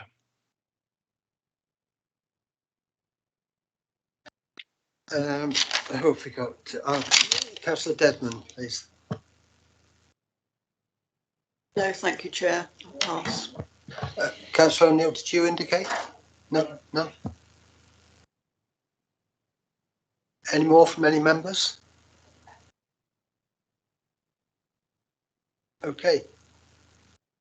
I know that Councillor Broadhead has got to go and pick his children up from school. So we will now move on to the High Street and District Centre strategy. Councillor Broadhead. Sorry, I think there was. because I will also need to go very shortly. So I'd just like to make a proposal. Okay, you want to make a move, do you? Yes, please. You do. I'm sorry. Okay, so Councillor Cox wishes to make a motion. Thank you. The motion really would be to delete the C and the recommendations and say Cabinet notes the current year projected overspend of 12.6 million and recommends that the approval of the 3.404 million of additional resources be put on hold until there is greater clarity from the updated MTFP in October or November. Do you have a seconder for that motion, Councillor Devlin? Did you want to speak on Yes, that? happy to second it and agree with it. Members, is there any debate on this motion? Councillor O'Neill. Just a comment really, related on the pool experience. As I understand it, this is coming out of financial reserves. I do understand the concern of members, but I also understand what Dave Anderson was saying about assessment and design. And my view is, to be honest with you, in the scheme of things, although it's not an insignificant amount of money, it's money that needs to be considered against the opportunity. And my view is to get it done. By way of example, there's been prevarication over Poole Town over a number of years. We've had 3 major studies, by way of example, which have cost tens of thousands of pounds, and they've achieved nothing. And I believe that this investment is preparatory to actually doing great things for BCP. So I will not be supporting that motion. Thank you. Thank you, Councillor O'Neill. Councillor Howell. Yes, I will not be supporting the motion either. You know, as has been demonstrated by what I've said earlier, I am concerned that there's a general rush to try and get things done, which is potentially leaving important procedural and governance issues following behind. But you know, we've been assured by the portfolio holder that the team are catching up on that, and I wouldn't want to delay what I see as an important investment in regeneration within this authority. Thank you. Thank you, Councillor Howell. So there we have the amendment. So we'll go to the vote. All those in favour of the amendment? 1, 2, 3, 4 in favour. All those against? Sorry, 5. Sorry, can we do that? Sorry, all those for the amendment? Right, all those against the amendment? 1, 2, 3. Okay, so it's not carried. Is there any more debate on this item, members? No, in that case, I'll close that one. Again, these are things that are going to be rattling on for some time. So, you know, let's not get too depressed about it. There are some exciting things going on there, and you know, we should be encouraged that there is you know, a positive plan to improve our you know, our towns. Let's move on now to the next paper on high streets and district centres strategy. Now, Councillor Broadhead, I don't know if do you want to leave now, or would you like? I'll do a very quick part, and then I'll pass over to Councillor Brooks, if I may, Chairman. Yeah. Okay, then please go ahead. Yeah. So because I've got another 10 minutes, and apologies to have to shoot off. Councillor Brooks will talk in a little bit more detail, but we've had a number of papers where we've recognised the real need to be coming up with a bigger strategy regarding our streets and district centres. And Nigel, I'm sure, will speak to the document and the strategy that we've come up with as the basis for how we're going to tackle this in the future, and all of the action plans that are going to come out of that process. So, you know, again, just to stamp at the very beginning, this is the high-level strategy, the areas that we need to focus on as we look to the future of the change in our high streets and district centres, and then a number of action plans will fall out of that. And I just want to put on record, first of all, the tremendous amount of work that's gone on with the not just within the internal team to put that forward, but also the number of different people that have fed into this process through industry, through ward councillors, some of which I know are here today. And we've tried to get as much in there as possible, whilst recognising that obviously these things will evolve, and actually it's the action that comes out of it that is really important. The one thing I would like to bring out before passing over to Councillor Brooks are the last two recommendations on this, which are slightly separate to the strategy, but they're actually another example of the things that we are doing on the ground. And we brought a paper a few months back, which was an update on all of the brilliant things that were going on across the whole conurbation, and all the innovative ways that people in their own way were trying to get to grips with this as we emerge into a new future.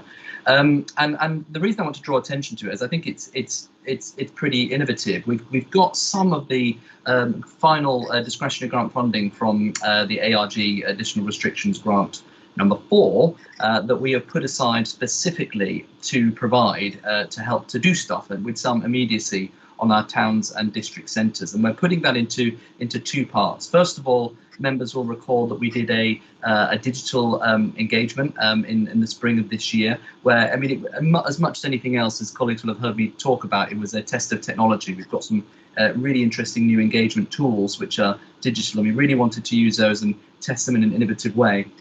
And that was around saying to people, there are 19 different high streets across the BCP area. Tell us what you'd like to see happen on your high street, little things or big things. And we got hundreds and hundreds of responses from that. I'm really keen that when we hear from people, we actually do something about it. So we're earmarking some of that money so that, you know, people have said what they want, you've said, and then we will go and do. So part of the recommendation will be to instructing the team to look at detail to those consultation responses and to tease out some practical things that we can be doing on the ground so that we can demonstrate to people that when we listen to them, we don't just listen, we actually put their ideas into practice. And I'm really proud of that. I think that's a really important principle to nail as we go forward.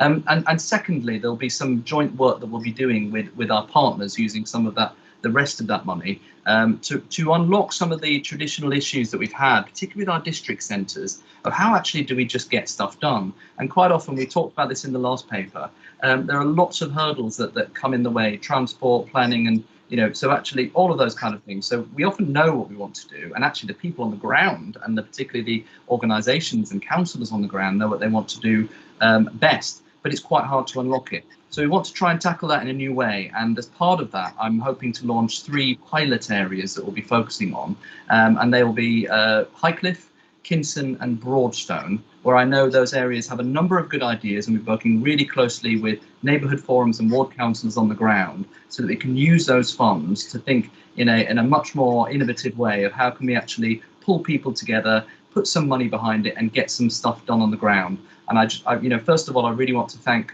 representatives from all those areas for working with us over the last few months, but also I'm hoping that we can then use these pilot areas as a little bit of a blueprint for how we want to put some of this strategy work into action in the future.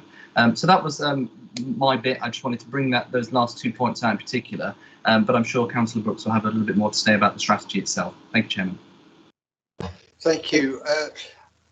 I'd like to bring in Councillor Mike Brooks at this point, if you wouldn't mind. He's on a short time frame and he would like to raise a few issues on the paper. So if you're there,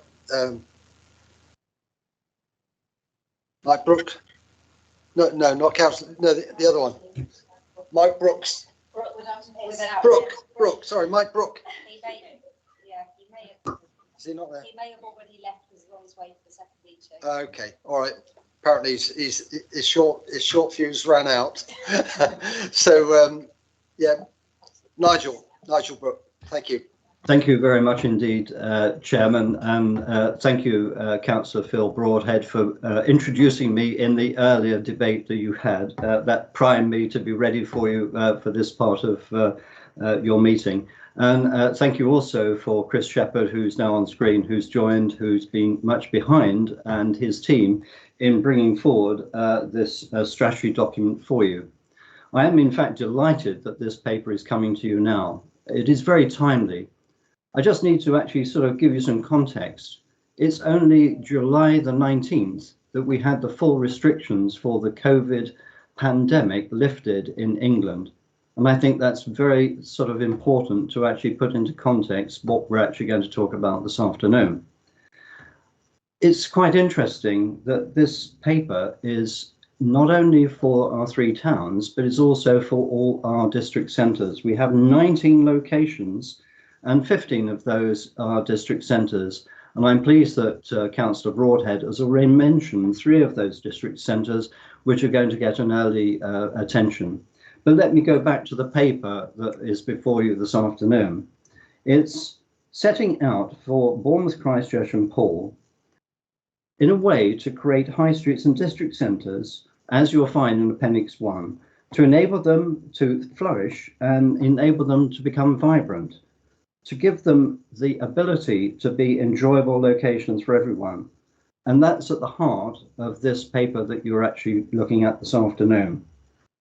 I think it's also worth noting that the strategy will help deliver the Council's wider strategy and aims and objectives, including dynamic places, connected communities, sustainable environment in the corporate strategy. It is therefore recommended that you support this paper, and I'll be interested with your comments later on. I also want to give you a bit of context about where we've come from, because only earlier this month, a report from PricewaterhouseCoopers with data from the local data company found that more than 8,700 units, shops had closed since the start of this year.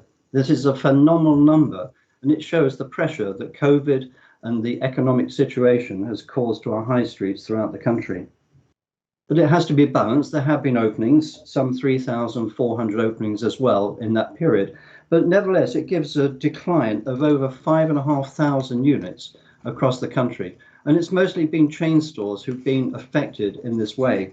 We've only just recently seen Gap is a store that's going to disappear from our high streets, but there's been a way that they can actually digitally take that offer into Next. And we've seen that with other brands that are disappearing from the high street.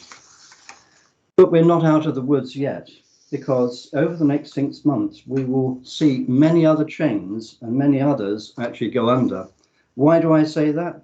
Because operators are facing a whole series of problems, particularly in the reinstatement of business rates. Also, there's the winding down of the furlong scheme.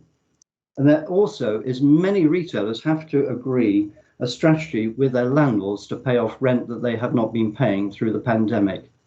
It is that serious. And we're coming now very shortly to a winter period when retailing actually does hit a bit of the buffers. We all know that we have the opportunity for Christmas, and we're seeing certain retailers are taking massive steps to actually protect themselves.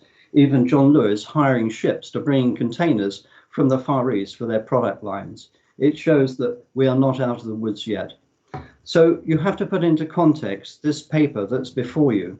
And I'm very pleased that it actually sets out in a way that we can look at things in a lot more detail and develop action plans. The economic development paper, the strategy, sets out 6 themes that I hope you've been able to read. And in those 6 themes, there are 11 objectives, which are seen as being the way of actually properly understanding and then capable of forming action plans to deliver change in these locations.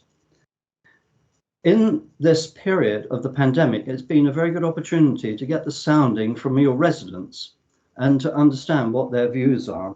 And in reimagining your high street responses, brought in over 150 responses in Poole, which is first class. I really commend the residents there for getting engaged. In Broadstone, it was some 77.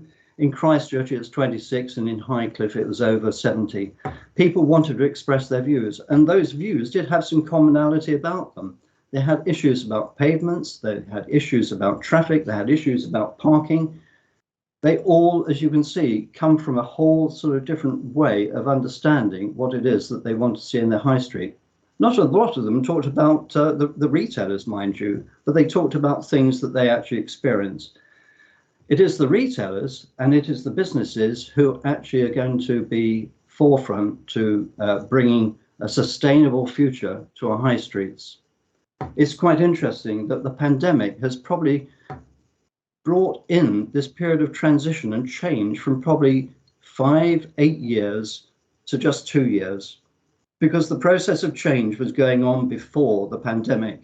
We were seeing the increasing number of businesses which were exploiting online sales and delivery to your door.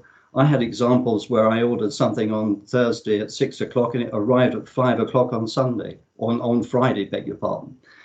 This change has been going on for a long time, and it really shows why a lot of the traditional retailers we're seeing on the high street are finding it is not the place for them any longer, and they cannot compete. But the interesting thing, as we know through the pandemic, is the Councillor, sorry to interrupt, Councillor Brooks, but we are running very, very short of time, and I wondered if you could bring your opening statements to a close, please. Thank you. Thank you, Chair. Having sat here since 2 o'clock, I'm very pleased to give you a very good summary of all the issues that your members of committee need to consider.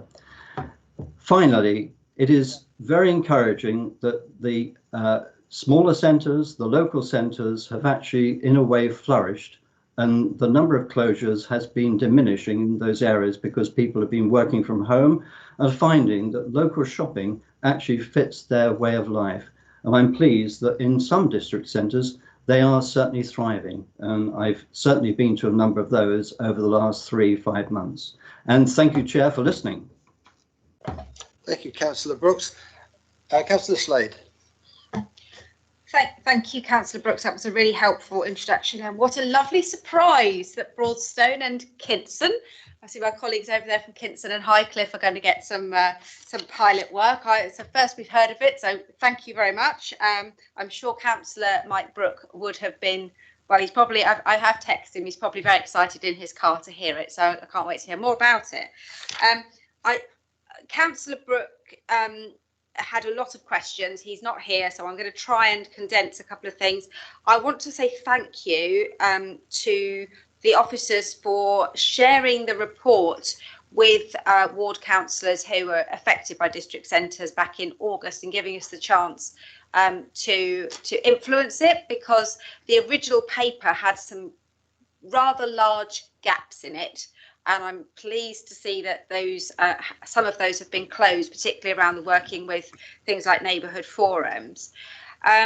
There are still a couple of issues I have, and not on behalf of my area, because I don't know what this pilot involves, but for all areas that are not covered by a bid.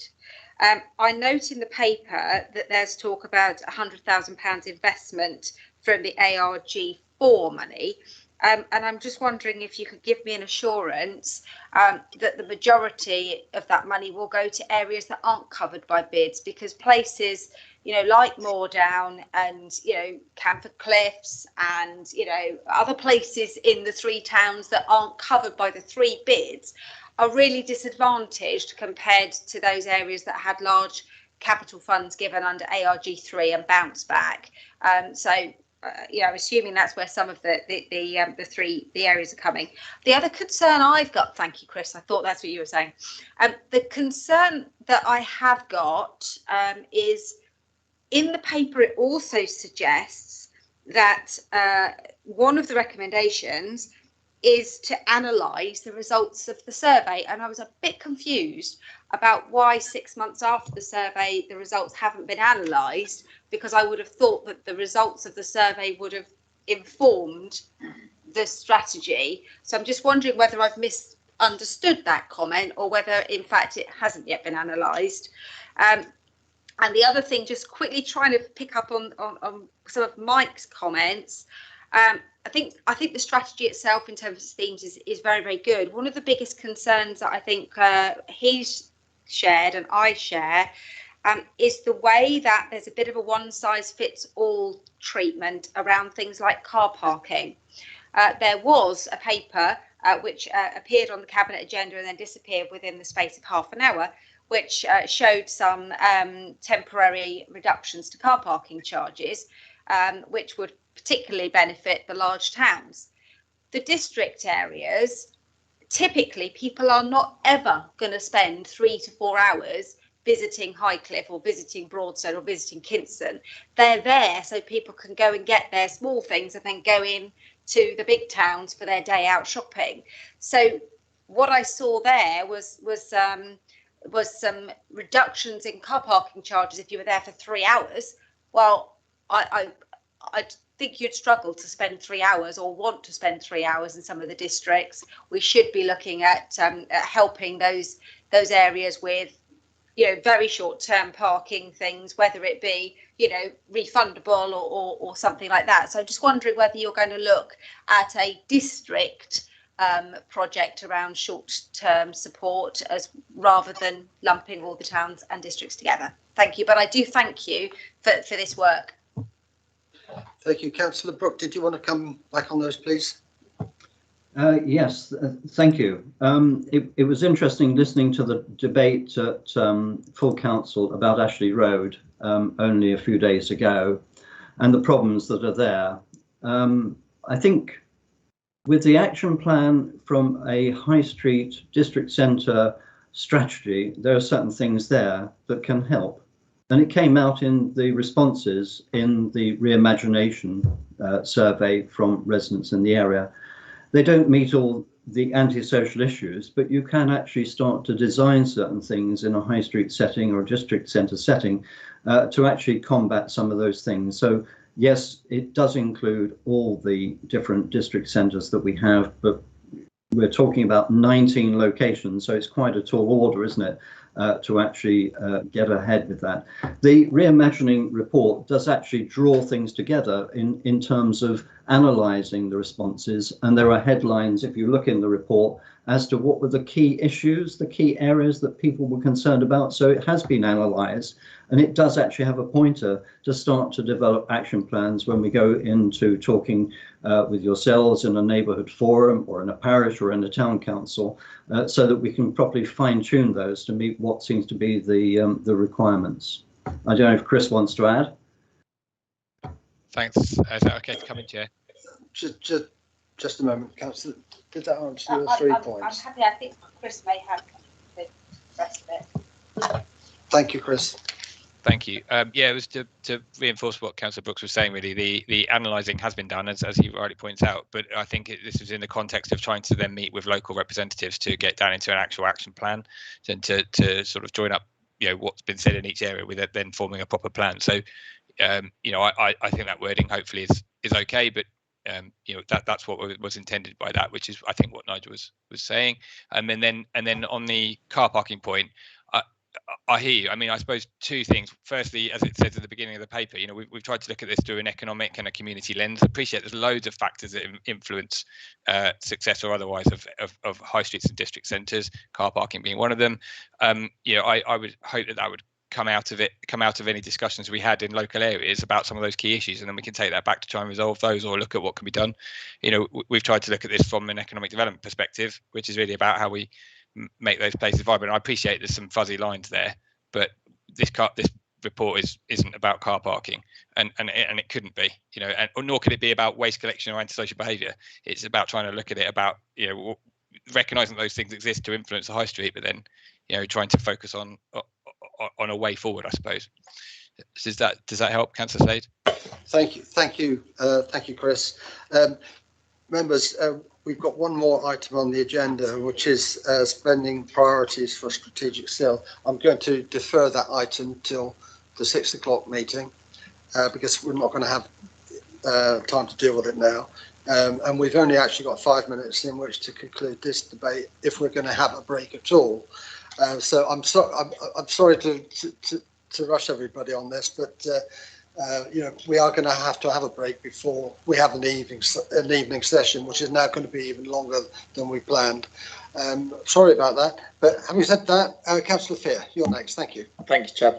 I will be very brief. I'd just like to echo what Councillor Slade said about Kingston being a part of the pilot. I think the High Street and District Centre strategy has been really good. It's been very thorough. It will be linking in, especially with kids, and we have 100% occupancy at the moment, and we would like to see that continue.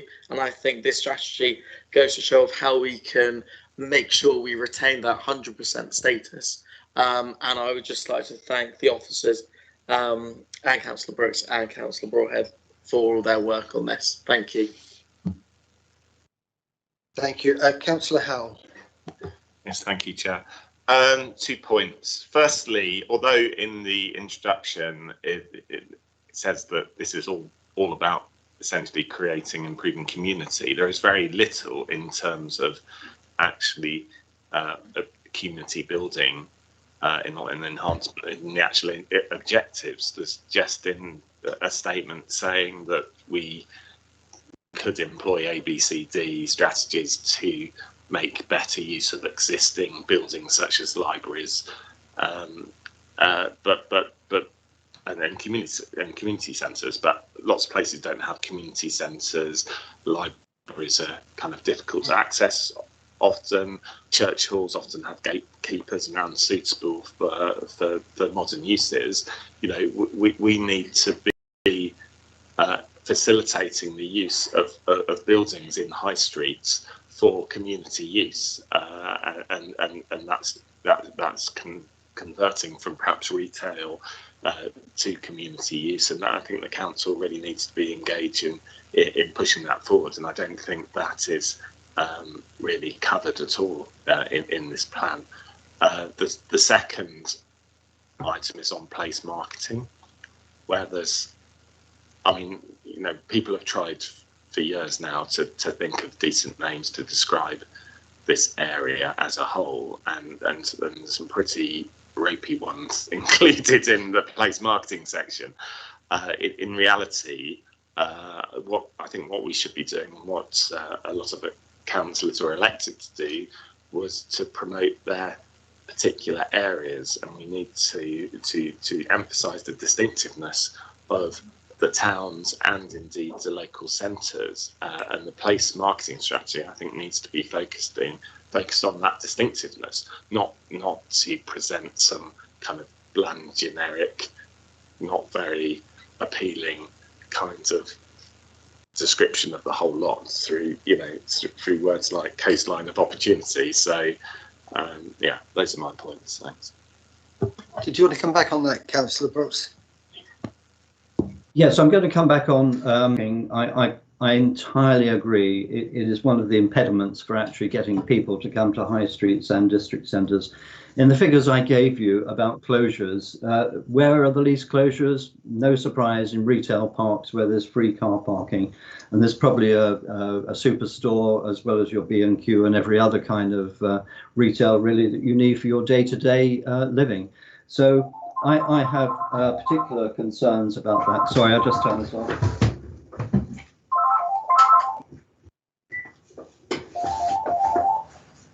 Sorry about that. So I think it's going to be interesting to,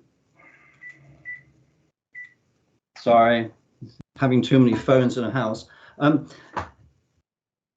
It's going to be interesting to see in the area of car parking what shifts there may be. I think there's the dilemma, as Broadstone shows, with what is termed the toast rack for parking.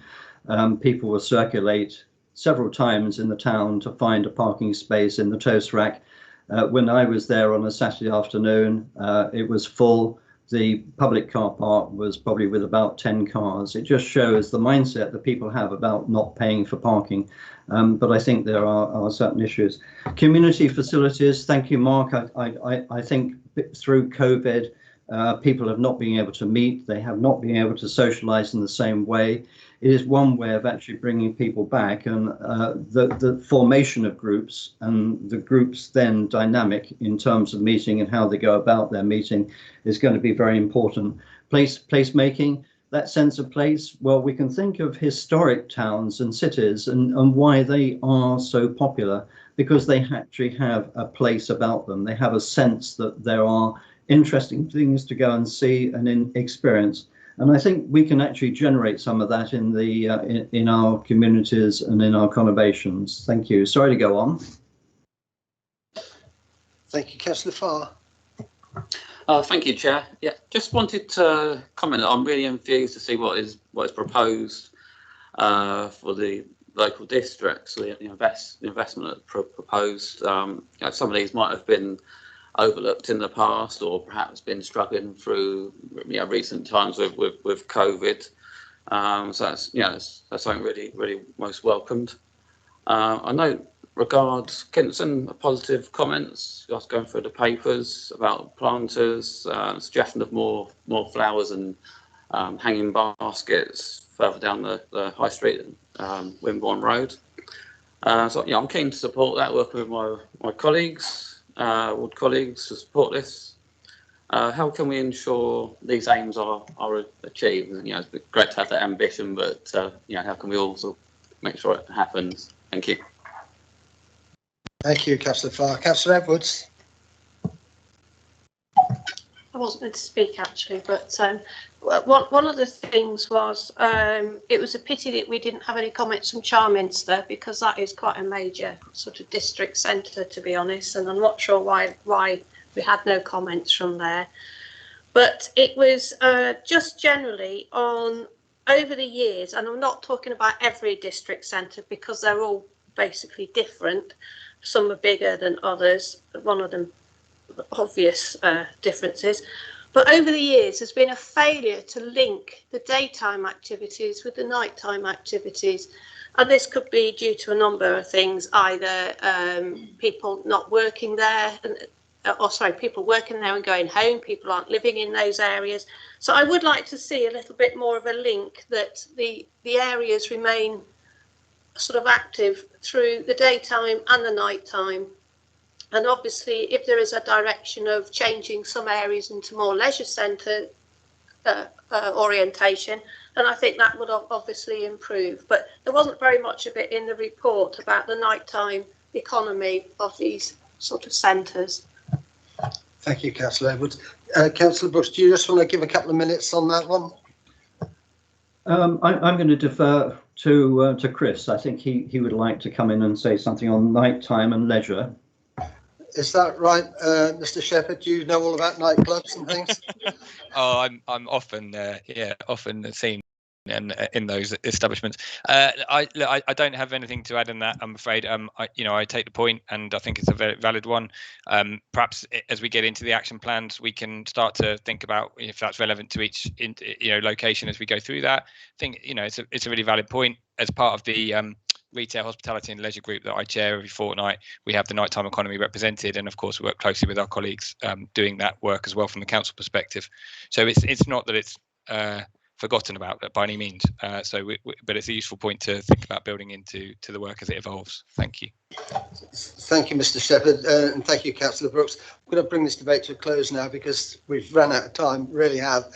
Thank you very much for all the work that you've put into this, and your team has been working on it. Thank you, Councillor Brooks, for the effort you've put into it over quite a long period too. So thank you. Okay, if you could stop the live stream.